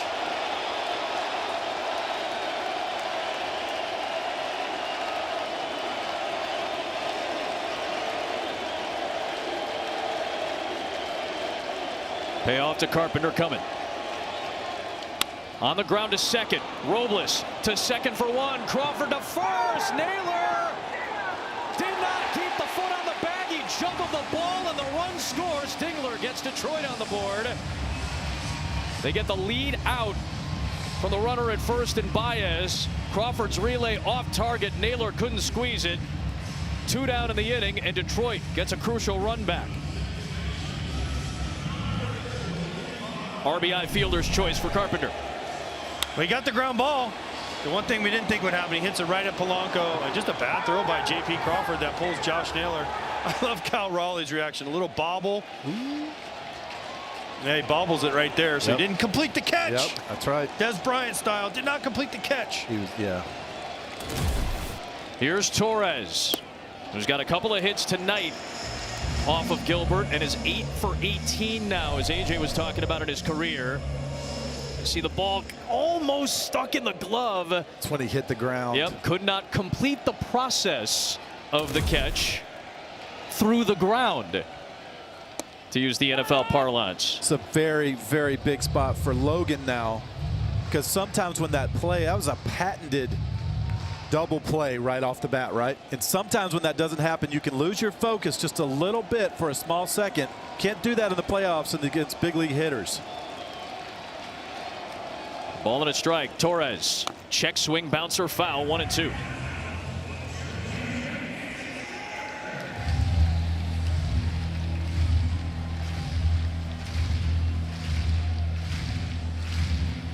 All-Star Torres this season after 7 years with the Yankees, playing his 51st career playoff game.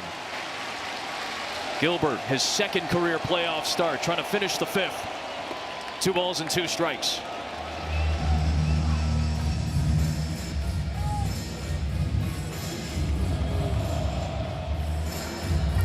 Important they got his pitch count up a little bit this inning, made him work a little bit. He was cruising right along. Now they got the pin up. You got 2 lefties coming up in Keith and Green, with Gabe Spire, who's been very good in this series so far, warming up behind Gilbert. Time called.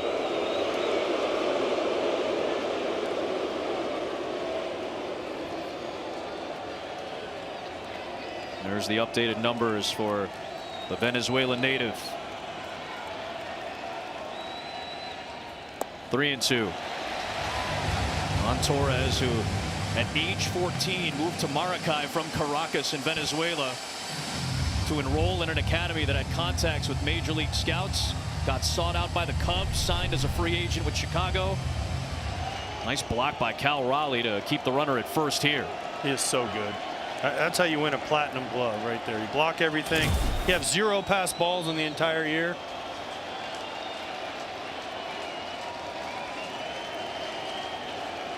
High tension, high drama, 5th inning. Tigers trying to keep it moving. Gilbert trying to shut it down. Payoff pitch. Runner goes.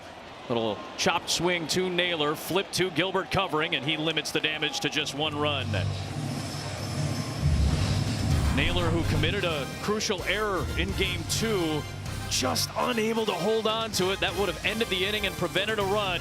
You see the first base umpire, Chris Guccione, saying there was a juggle. Leads to a run.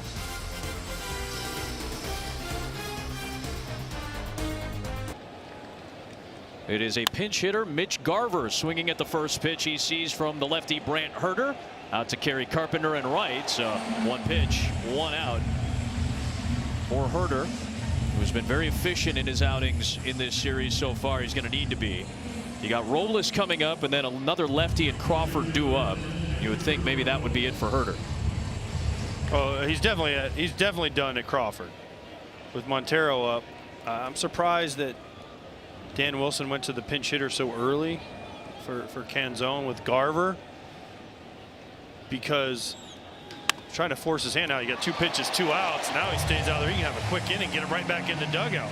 Robles lines it out to Baez.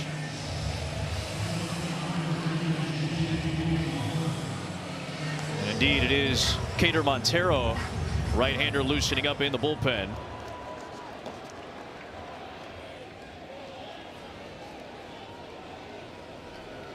Here is the lefty Crawford, who's reached base twice. If you're facing Cal and a few batters, do you want him to bat lefty or righty? I know it's kind of pick your poison, but which one are you thinking if you're him? I think he's going to go righty because of the guys around Cal. He's going to go to Montero, but it's 5-1. Crawford sends a fly ball out towards right field. That one's way back and gone. J.P. Crawford, right on cue, delivers. Blasts a home run, and that answers the Tigers' run to make it 5-1.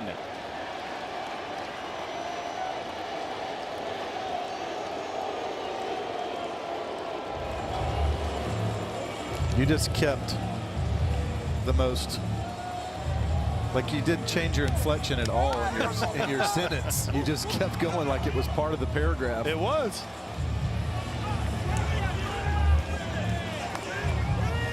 Second career postseason home run for Crawford, back to a 4-run lead.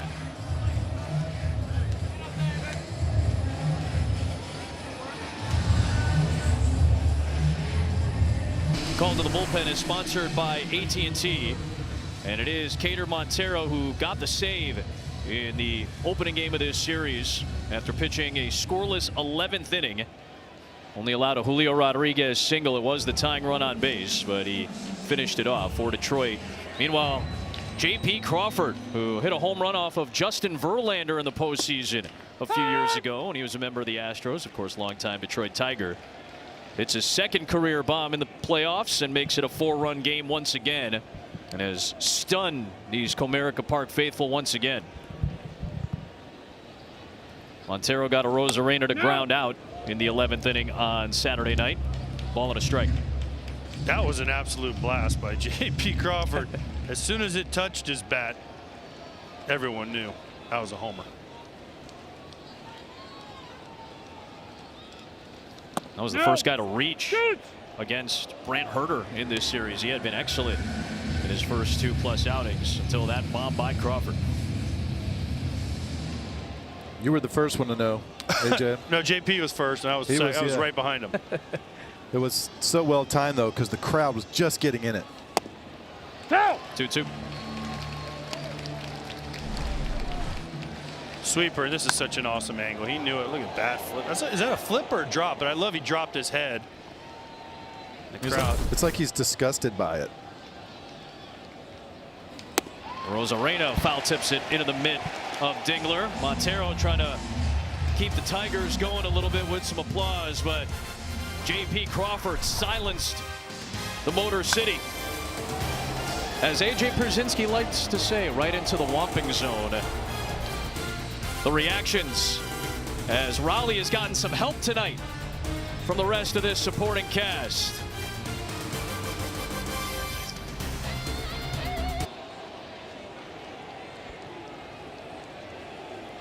Logan Gilbert to Colt Keith to start the bottom of the 6th inning.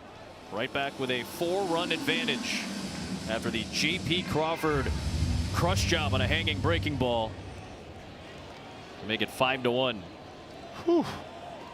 Well, you know, you asked what the whomping zone is. Down and into a lefty, because lefties whomp that ball. I've never heard that. Gosh, man, we've been working together for like 5-6 years now. Yeah. You're still learning something new. You're still learning something new from AJ. 0 for 2 is Keith tonight. Now the question is how long do you ride Gilbert? Sure. For me, because it just saves your bullpen looks from the Tigers at your bullpen guys. He's only at 77 pitches. How long can he go? Because he's been in control. The last inning, he should have been out of it with no runs. And he gets the splitter to drop. So strikeout against Colt Keith, one away in the 6th.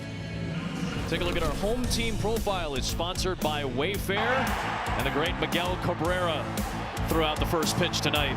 The Tigers legend, the future Hall of Famer. It's well done right there. You can't bounce it. As Derek Jeter told the president years ago, you can't bounce those. Cannot bounce it. A perfect strike. That was a pretty good one.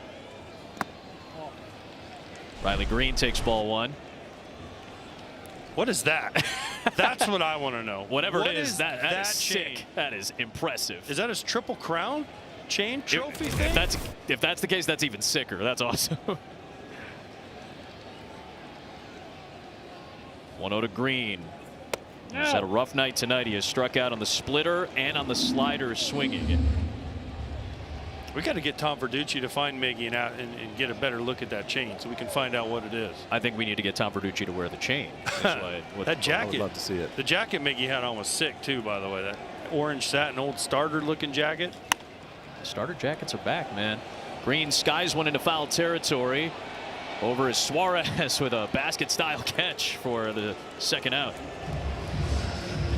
You can talk about Gino Suarez all you want about what he does offensively. He is a vibes guy, though. Blowing bubbles, the hair, the way he catches it. If you talk to the Mariners, his heart, when you talk to the Mariners, they are so happy to have him back. Just because he's always smiling, he's always in a good mood. He is a vibes guy. It's been kind of the themes for Seattle over the course of this season. Good vibes only, and I know that's a common phrase, but that's just one they have happened to embrace, and Suarez a big reason why. Here's Torkelson. Big cut on a fastball. Down to Tom Verducci for more. Yeah, you're absolutely right, AJ. The vibe, one big reason, of course, they had him here before. They like the vibe of Gino in the clubhouse and Josh Naylor, his competitiveness. First time that Jerry Dipoto, the GM, really stepped up at the trade deadline and said, you know what? Let's take a flyer on guys who are eligible for free agency at the end of the year. They typically wanted more control. Not this year, and it has paid off. Torkelson will take a breaking ball low, and to Jerry Dipoto's credit, listen, there has been some criticism of the Seattle front office and Jerry Dipoto himself for various comments made about level of competitiveness, goals in terms of winning percentage. Rightfully so, rightful criticism, but he has been aggressive at the trade deadline the 2 times that they have gone to the postseason in the last 4 years. Well, I also think he looks at the American League and says it's wide open. That's a different thing. He says we have the pitching, we have the bullpen, we need to add some pieces offensively, and you go out and get a great first baseman and a great third baseman that can hit you some homers. You also have my MVP in Cal Raleigh and Julio Rodriguez on a heater for the second half. Yes, you go out and make those moves. That's why, because he looks at the AL and says it's vulnerable. Well, Logan Gilbert is feeling it right now too. Another strikeout, and the vibes are good. They are rolling for Seattle. We're through 6 in Game 3, a 5-1 Mariners lead, much to the chagrin of the Tigers fans here in Detroit. Brzezinski has said this before, the best nickname in all of baseball belongs to Cal Raleigh. The big dumper will take a strike. It's coined in a tweet a few years ago by his then Seattle teammate Jared Kelnick in reference to, I guess the most accurate way to say is Cal's large posterior. I think that's the easiest way to put it in a sentence. Big cut there. Cal originally was like, I don't know if I like this nickname very much, but the name was such a hit with fans and the team, and he has kind of since embraced it. They've sold the big dumper jerseys. We saw a young infant today being held by her father wearing a big dumper t-shirt, which I'm sure there's a lot of baby and diaper jokes that you can make in concert with that. His mom Stephanie was like, I don't know if I like the nickname, but now she's rolling with it. It's become the calling card for Cal. Nice pitch, the knuckle curve by Montero. 3 pitches to get the big dumper back to the big dugout. It's not a small dumper. as was shown to national television. Montero gets the strikeout. Not an easy thing to do. Here's that fastball up and in. Cal took a shot. I think we've seen the complete hitter that Cal is this year in the postseason. He hasn't tried to do too much except on pitches he thinks he can drive. No. And that one he took a shot on. That's what you do, right? You take what they give you, and then in the right pitches you take a shot. He just missed it. Now Julio Rodriguez. And really hasn't been the guys in the heart of the order tonight, as Rodriguez chops it to third off the cut of the grass. Good play by McKinstry. 2 down. It's been the rest of the cast doing a lot of damage. The bottom of the order for Logan Gilbert tonight. He's going over to some of the guys, as he has tossed 85 pitches in his 6 innings of work. And now Matt Brash is loosening up for the 7th. So maybe Dan Wilson is saying, I'm not taking any chances. Gilbert getting the hugs and handshakes, and looks like Wilson is going to go to his normal 7, 8, 9. No. In Brash, Spire, and Munoz to try to get through game 3 and take a 2-1 advantage. I thought they'd run him out there at least. He's 84 pitches. 85, yeah. 85 pitches. I thought they'd try and run him out there and steal another inning, but Dan Wilson's taking no chances, going to his lockdown Brash, and then he's going to have Spire ready for Carpenter, Keith, and Green. And then he's not messing around, and Munoz, we'll probably see Munoz unless this lead gets even larger. And the off day yesterday kind of helps reset the bullpens. Both of these bullpens had to go deep, especially in game 1. No. I don't know what I think about. I might be shaking off my catcher here on this one. I'm throwing him back out. Of course, I'm probably a little biased, but I'm throwing him back out there for lots of reasons. Who's down there that's nastier than him tonight? 4-pitch walk to Polanco. He's aboard with 2 outs. Huge day of college football coming your way on Saturday. Big noon kickoff right back in Champaign as they get set for #1 Ohio State and #17 Illinois. TCU, K-State, Kansas, and Texas Tech rounded out on Saturday. Big noon Saturday gets you going on Fox. Josh Naylor flips one out towards right field. Carpenter's there, and Montero works around the 2-out Polanco walk. Stretch time in Detroit.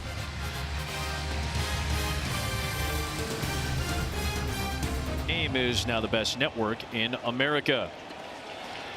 Matt Brash is on for the 7th inning, and he pours in a strike to Zach McKinstry. McKinstry, Dingler, and Meadows due up in this inning. Brash 48 pitches in the first 2 games of this series, so a much needed off day for him yesterday. He's got 4 strikeouts in the 9 batters he's faced, but remember, he gave up the 2-run double to Spencer Torkelson, which tied game 2 in the 8th inning. Slider master here. Slider master, Matt Brash. 60% sliders. But well, you know, you asked, man, why is Logan Gilbert not going back out there? Well, 24, he got an out in the 7th. 17 of 33 starts. So over half of them he pitched into the 7th. This year only 3 in 25 starts.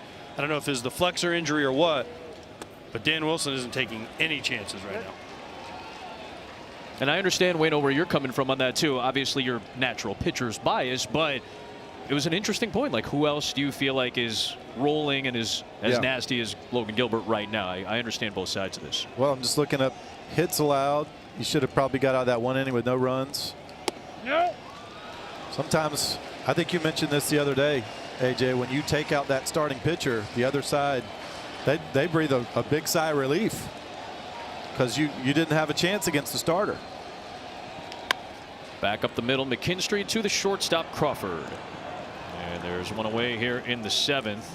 The Tigers are going to need a late inning explosion like we saw in the clinching game in Cleveland in the wild card series, where they finally busted out.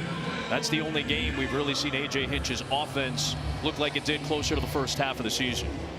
You're right, but who's it going to be? Who's going to step up for these Tigers, get a big hit, or drive in that run when they have the opportunity? First, they got to get people on base to do that, which we haven't seen either. They've had some chances, but other than Zach McKinstry in game 1, they got the 2-out hit. They really haven't gotten that hit.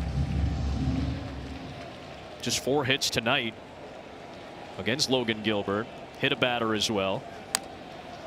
Did not record a walk, struck out 7. A really impressive performance by Gilbert tonight in what was his second career postseason start. He's in line for the win.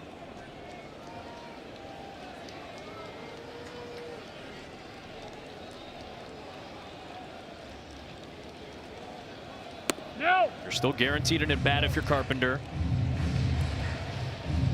But Keith and Green are not guaranteed an at-bat right now, so you got to get some guys on base to make sure that some of these other big name hitters at the top of the lineup get a chance.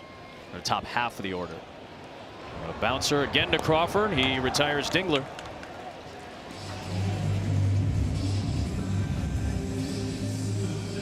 Two down here in the 7th. I'll beg your pardon. I miscounted. That's on me. That's on me. Sorry about that. Remember when you write the wrong thing down in your scorebook? You're like, oh, okay, I got this. I got this. Nope, I screwed it up. Yeah, the middle of the order is going to get another chance. Yeah, one more chance. Yep. I was counting along with you, though. I appreciate that, buddy. One of the strangest things I used to always do when I played was I would try to figure out when certain guys were coming up, especially myself. So I would always know, all right, if they let off, one guy gets on, they're up in 2 innings. So it was always running through my head, especially the big guys. All right, well, Riley Green, he was the second out in the 6th. So if 2 guys get on, he'll come up in the 8th. Right? It was weird. You know what happened? I put the guys in the 8th inning. You know how you put it in the wrong box? Oh, yeah. I put them in the 8th, and I was like, oh, yeah, they're set. But a 1-2-3 inning worked out of the bullpen by Brash. And now just 6 more outs remain for Detroit's offense.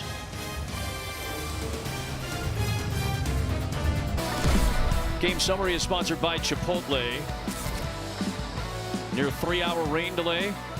And Logan Gilbert came out of it looking strong. 6 innings of just 1-run ball. Suarez and Crawford each have a solo home run in this game. Mariners scored 2 in the 3rd, 2 in the 4th. They pushed Flaherty out in the 4th inning. And then the Crawford home run in the 6th to make it 5-1.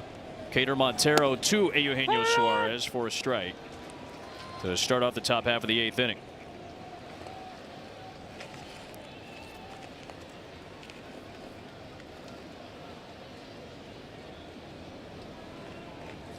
Ball in. 1-1 on Suarez, who has walked, homered, and struck out tonight.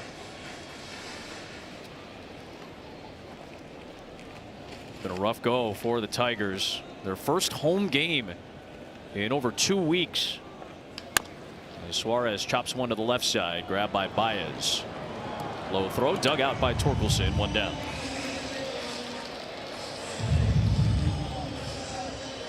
Luke Raley will pinch hit here for Garver, who pinch hit for Canzone earlier. Raley, who pinch hit in game 1 and then was a pinch runner in game 2, comes in off the bench.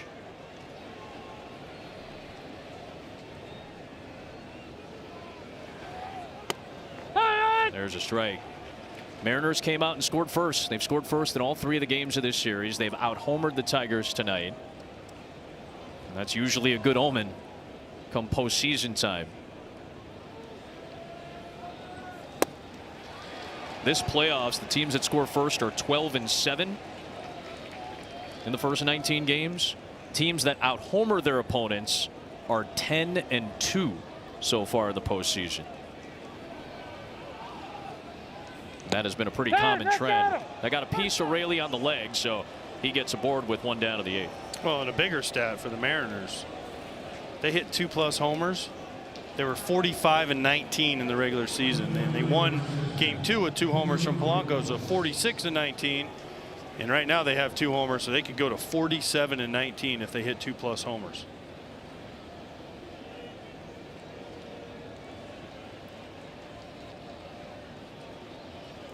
So 1 on and 1 out for Victor Robles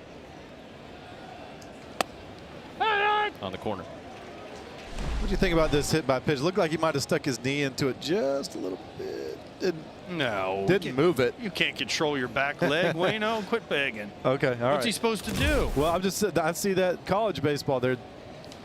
He'd be out.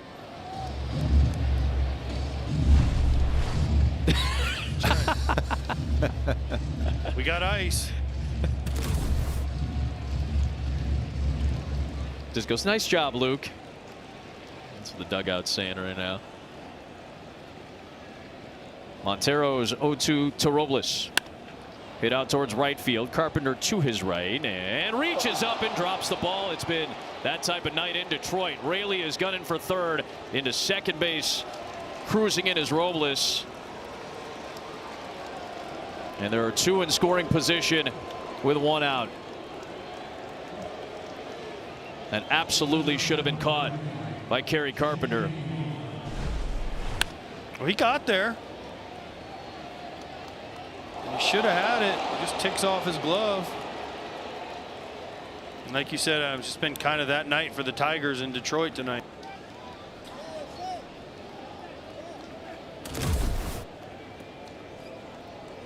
Only 3 errors during the regular campaign for Carpenter. Only the second error in the 6 playoff games for Detroit so far in 2025. Now here is Crawford. The infield has to come in to prevent any more runs from coming home. The ball 1 to J.P. Crawford.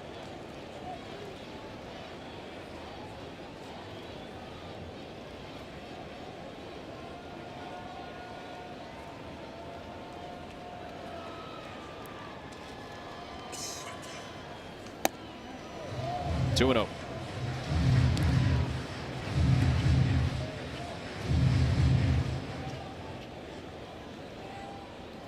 Mariners won their first AL West championship in 24 years this year.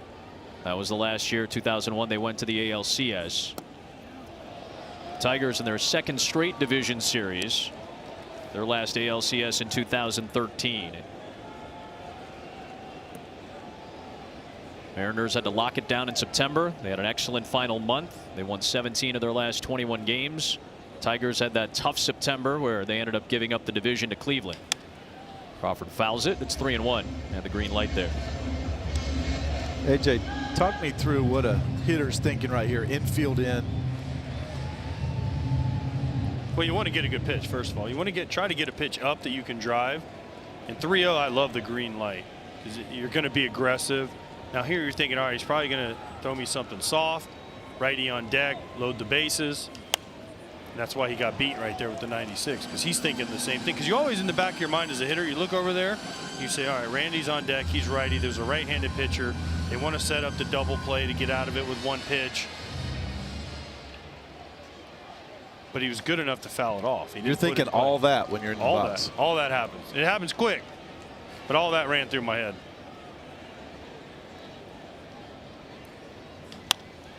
Popped up out towards left field. Green's got it. Raley's off from third, and he will score. It is 6-1 Seattle. Largest lead of the night for the Mariners. Big run, too. Takes it away from being one swing of the bat, tying a game. I hear managers talk about that all the time, about you're still one swing away when you're down 4, when you're down 5. You're down 5, it just complicates things. Dusty Baker used to call it slam range. As soon as you get past a 4-run lead, a grand slam can no longer tie it. Back to the top, Anna Rosarena for Seattle. Runner takes off from second base. The throw down from Dingler in time. Nice tag applied by McKinstry. Robles is called out. Waiting to see if there was any thought to a challenge from the Seattle dugout. Does not look like it for the moment. Robles taken off there with the 5-run advantage. He gets cut down by Dingler, and that takes us to the end of the inning. Got him, the mitt, the oven mitt, right into the glove of McKinstry. Dingler, an excellent defensive catcher with a nice throw. At Fox Foresight, powered by Google Cloud. Tigers will bring Baez to the plate to start this bottom of the 8th inning against Edward Bizzardo. Can they generate some power? Thinking of Bill Paxton a little bit right now, won't I? I know that's not a Bill Paxton quote. I'm just thinking of Independence Day. Great speech. Wow. By the president, Bill Paxton, in Independence Day. But they're going to need some power. We talked about it all night. The Tigers need to find some slug Mariners pitching staff has shut them down. Torres had the double in the 3rd inning. That's the only extra base hit out of the 4 hits that Detroit has tonight. You'll still get Keith, Green, and Torkelson with an at-bat in this game. I'm positive of that now. But you got to get somebody on base in front of those guys to make it matter. And called strike 3. Baez watches a fastball on the outside corner and had some words for John Tumpane afterwards. Bizzardo gets the K. Perfect pitch, Ueno. Yeah, it was. Just perfect, and brings it back. Baez doesn't like it, but that's a perfect pitch on the outside corner that just runs back. There's Carpenter, who committed the 2nd Tiger error of the night in the last inning. Of the 6 runs that Seattle has scored, 2 of them have been unearned thanks to those 2 errors.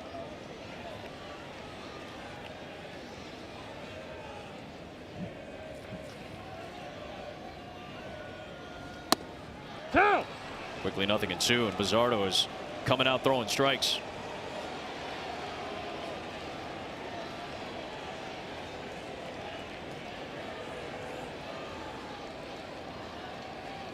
And Carpenter goes down swinging on a fastball. Quickly 2 down to the 8th. You can make your voice heard like these Detroit fans are right now. Vote now to select the 2025 All-MLB team presented by MGM Rewards. Your chance to be a part of history and honor this season's top performers. Terms and conditions apply. See MLB.com/AllMLB for details. Here's Gleyber Torres.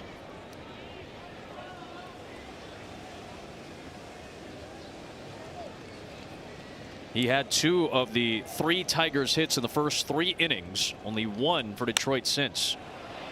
And this one skied out towards right field. Rodriguez and Robles are there. It'll be Robles to make the catch to finish off a 1-2-3 inning, albeit eventful on the final out.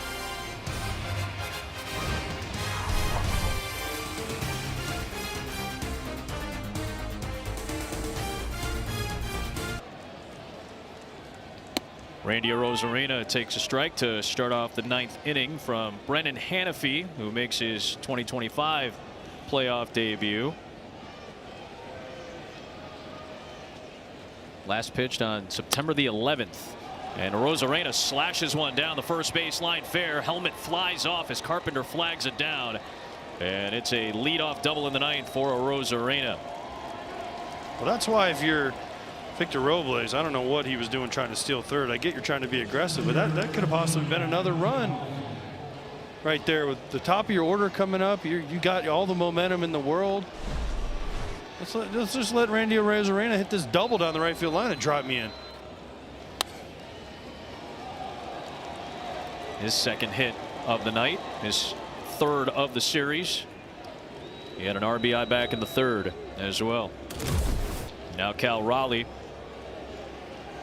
Walk and a run scoring base hit this evening in 4 trips.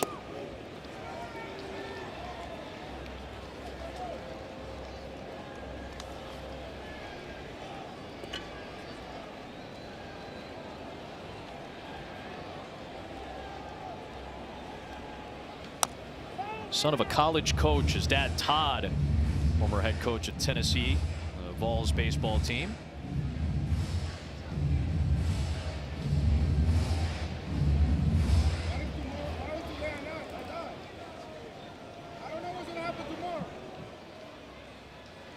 His dad was a collegiate catcher at Western Carolina in Cullowhee. That's where Cal is from.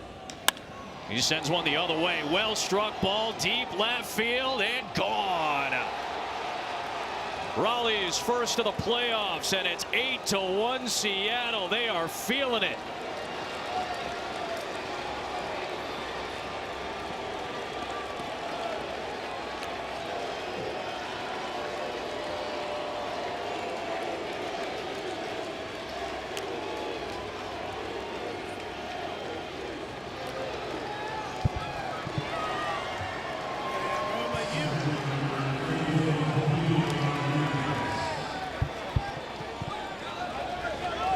Seattle in control in Game 3 in Detroit.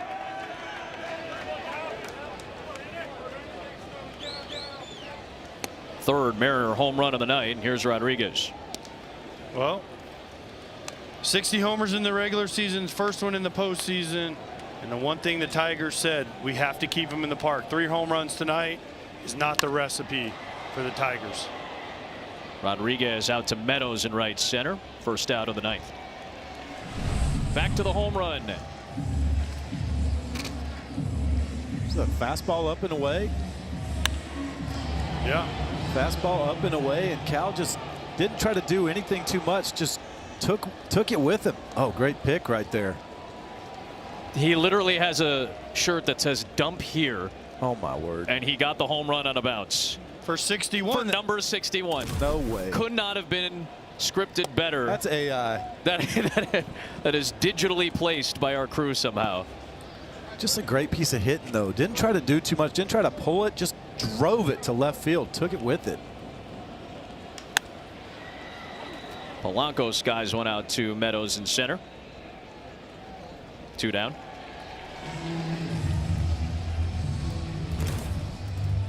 The only 60 home run hitters in a single season. McGuire did it twice, Sosa 3 times. Cal Raleigh's the only American leaguer not to wear a Yankee uniform to get to 60. His second career playoff home run. He had one in the 2022 postseason run.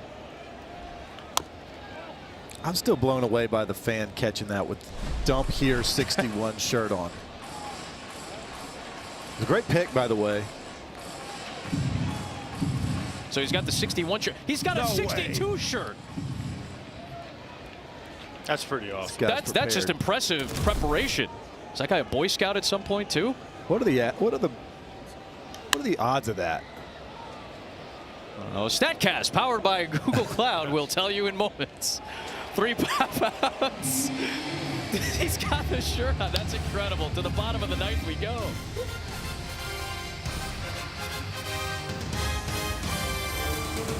He got the 61st home run of the year between the regular season and playoffs. Hit by Cal Raleigh on a bounce. We got to get an interviewer over there. We got to get a microphone, interview this guy. We only got 3 outs to try to get there. Tom Verducci's ready to sprint. But Caleb Ferguson's ready to throw the ninth. These last couple of innings for Seattle's offense too, guys. They tacked on 3 runs, and you would think that probably saved the back end of their bullpen with Munoz tonight. Absolutely. And Spire. Absolutely. When it goes from 5-1 to 8-1, it saves Spire, it saves Munoz, and they get to use some other guys. But now the Tigers are going to get some guys some at bats. Jake Rogers, excuse me. Pinch hitting. They have another pinch hitter on deck. I think it's Jemai Jones. So A.J. Hinch is also kind of emptying his bench. Ball and a strike from Ferguson to Rogers. Jake, the backup catcher to Dylan Dingler. He was splitting time early in the year, but had an oblique injury in April, so he ended up missing about a month and a half. And by that point, Dingler had established himself as the top catcher on the roster. Originally drafted by the Astros, was traded to Detroit in the deal that sent Justin Verlander from Detroit to Houston. And he bangs a ball to the right side. A base hit for Jake Rogers. He's aboard to start the bottom of the ninth. A little life for Detroit down 7. We have a quick word from our friends at Capital One. With the Capital One Venture X card, you earn unlimited double miles on everything you buy and turn all of your purchases into extraordinary trips. Capital One, what's in your wallet? Rogers is aboard. Here's Jemai Jones, who makes his second appearance of the series after he was a pinch hitter in Game 1. Also pinch hit for Riley Green in the wild card series in Cleveland. He'll take ball 1. If you're the Tigers, yes, you'd love to score 8 runs and win this game. But more importantly, you want to get Munoz up and maybe get him into this game. So you need to get a couple runners on just to put some pressure on Dan Wilson and the Mariners. Make him at least get up. Even if he doesn't get in the game, put a little fear into him. because that does add up. If he has to get up and doesn't, even if he doesn't get in the game, just make him work. I think now it's just a weather-related He got issue. cold. Yeah, I was going to say it's a little chilly out there.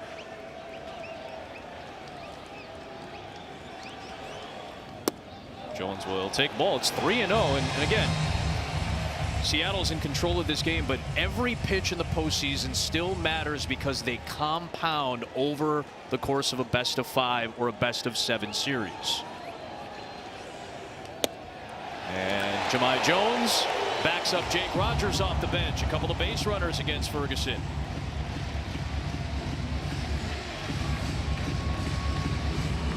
And now Torkelson. And now you get Munoz up in the bullpen if you're Seattle, at least to have to get up and stir a little bit. He calls down. He says, play a little light catch. Don't get too hot. Just play a little light catch. Get your body moving a little bit. Certainly don't get after it just yet, though. How long does that usually go? So you got a 7-run lead, 2 on, nobody out. Kind of what area, if you're a pitcher, you're like, all right, maybe I should start getting ready, like really getting ready now? I think once this, if a couple of these runs push across, then you got to start getting ready. Okay. That on deck batter becomes a save situation. Okay. You know, regular season, that's when they're in the game, but that's probably going to happen before that in this situation. All right, here's Torkelson.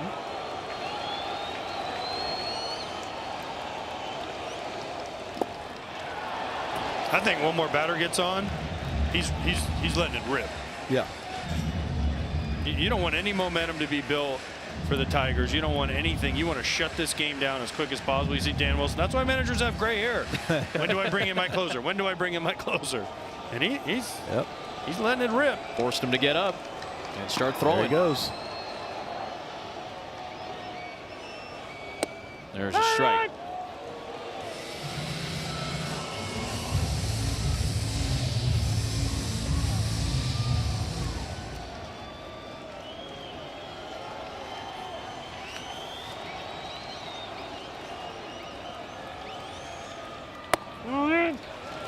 Heard a little life now from this remaining Detroit crowd. The Mariners bullpen had retired 10 consecutive. Well, Gilbert and the bullpen had combined to retire 10 consecutive Tigers until the hit by Rogers off the bench to start this inning. And now Torkelson is ahead, 3 balls and a strike.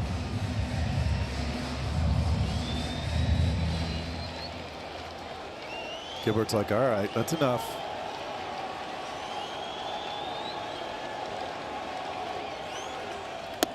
Strike 2.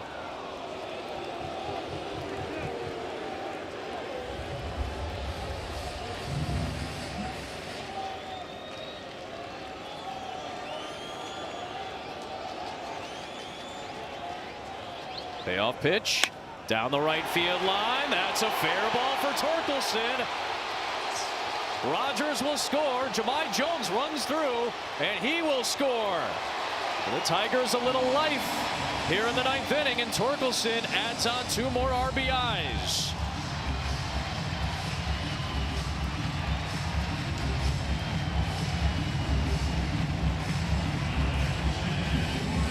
He's driven in 6 in the postseason now.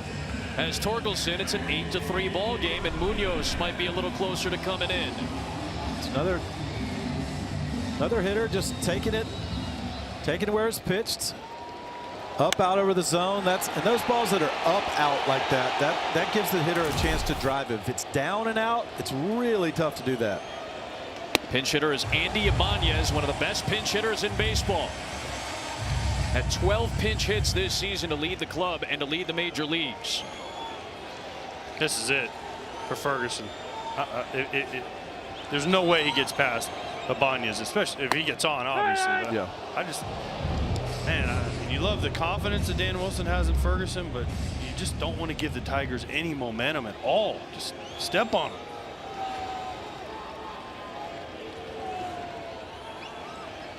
them. Ibanez takes outside. For Detroit, good to see a couple of guys cross the plate if you're that team over there. Even if it's too little too late. Get a little momentum, like you said. 3-1 on Ibanez. And the walks aren't helping. Yes, you give up a couple hits, but you can't walk the hitters and you can't fall behind. That's what drives managers crazy. Forget the hits. You give up hits, the walks. Ibanez gets it through. Base hit. Here comes Torkelson. He will score, and the Tigers aren't done yet. Still nobody out in the ninth.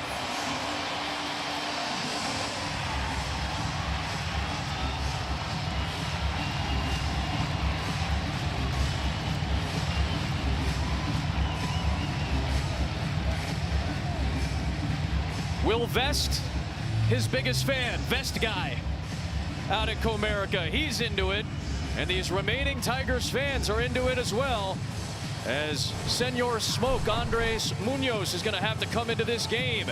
A little life at Comerica. It's 8-4.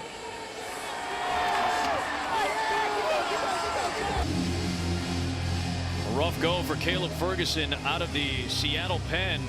Came in with a comfortable 7-run lead, but has not recorded an out. 3 have scored. Let's take a look at StatCast 3D, powered by Google Cloud. Seattle got the big advantage with some help from 3 big flies. This is what they do. They are really good at hitting homers.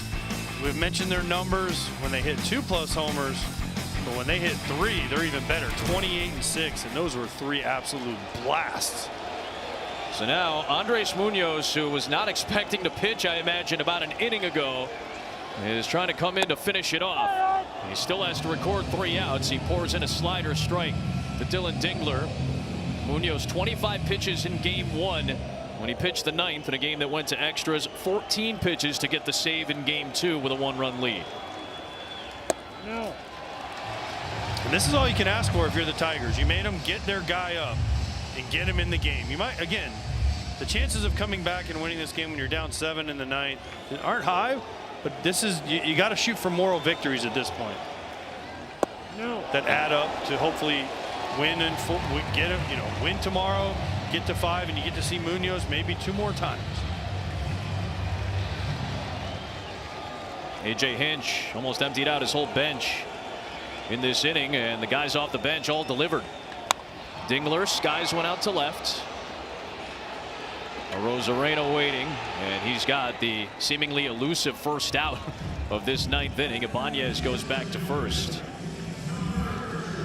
Used Rogers to pinch hit for Keith. He got a single. Used Jones to pinch hit for Green. He walked. Torkelson drove them both in with a double. Used Ibanez, a great pinch hitter, to come in for McKinstry. He drove in a run.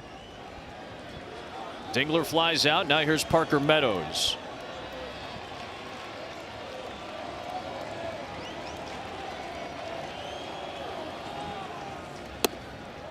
Strike 1 from Munoz. Well, barring what would be, I would have to say, if they come back, the greatest comeback in playoff history, down 7 runs.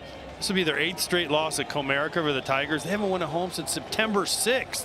Now, granted, they were on the road for a while, but that's over a month ago, Adam, since they've won a home game. Remember, this was such a rough final month. Big discussion about the Tigers, the 14-game lead on the division in July. That ended up slipping away in September when they had a near double-digit lead to start that month. AJ Hinch, when his team won that wild card series in Cleveland, said, hey, that's the ultimate reset button. Big cut, and it's 1-2. Got a piece.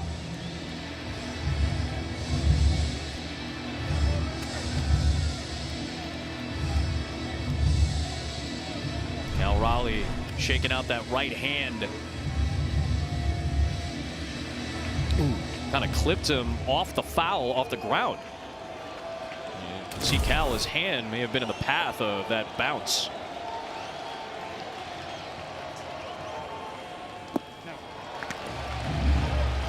He is so good back there, though. It's so quiet. It's so fun to watch. My favorite part is he catches every day. He gets dinged up. 60 homers. Well, 61 now if you count that guy out in left center. Yep. But it's amazing the beating you take as a catcher, and to hit 60+ home runs is insane. Down the right field line, Naylor makes the catch, doubles it off, and that's the ball game. Josh Naylor on a frozen rope, snared it, stepped on the bag, and finishes off game 3. And the Mariners are 1 step away from the LCS. A spirited ninth inning comeback from the Tigers bench. But the Mariners can dance to a Game 3 victory and a 2-1 lead in this American League Division Series. What a job by Logan Gilbert. Absolutely dominant, and then the 3 homers from the Mariners. That's the game. 3 homers and starting pitching. Yeah, starting pitching was outstanding. I think if you're the Tigers right now, you just have to take solace that you put something together finally offensively in that last inning, and hopefully it builds toward tomorrow. Josh Naylor, who's had an emotional last 48 hours in preparation for his seemingly growing family, makes a great play to end the game and break some more Tigers fans' hearts tonight in Detroit. And Seattle wins on the road in Game 3, and they've got the 2-1 series advantage as Logan Gilbert finishes off the victory. 6 strong innings, just 4 hits scattered, 1 run, no walks, and a 7 strikeout performance in his second career playoff start. I think this was right here maybe the best I've seen his stuff maybe ever. His fastball was electric. His slider was the best I've ever seen it. And of course his split that he didn't have to overuse. And Logan Gilbert is with our Tom Bertucci. Logan, what a gem. 6 innings, no walks, 7 strikeouts. What was your game plan coming in, and how happy are you with how you executed it? I mean, first off, I got to say glory to God. He's blessed me and this team so much. From a game plan standpoint, I was trying to be aggressive. I didn't get a ton of first pitch strikes, but after that, the slider felt really good, and I was in the zone quite a bit. Just try to make them put it in play, and good things happen. This pitching staff, you've seen it all year. In 3 games in this series, the starters allowing only 3 runs, 18 strikeouts. What makes this staff so special? I think we have a lot of different looks on the team. First off, Curb setting the tone and Castillo doing what he does, and I'm just trying to follow suit with those guys. Our bullpen's been nails all year, so you give the ball to them, feels like there's a good chance to win. And finally, Logan, tomorrow the team will come to the ballpark 1 win away from playing for the American League pennant. Tell me how you think this team will handle that opportunity straight ahead. It's pretty cool. It's awesome to hear that and to be in that position, but we're a long ways away. 9 innings is a long way, so love the momentum we have right now, but we got to find a way to take it. Hopefully win it in 4. It'd be awesome to win in Seattle, but I don't want to take any chances, so I hope we come out tomorrow and win it. Great game. Congratulations. All right, thank you. Appreciate it.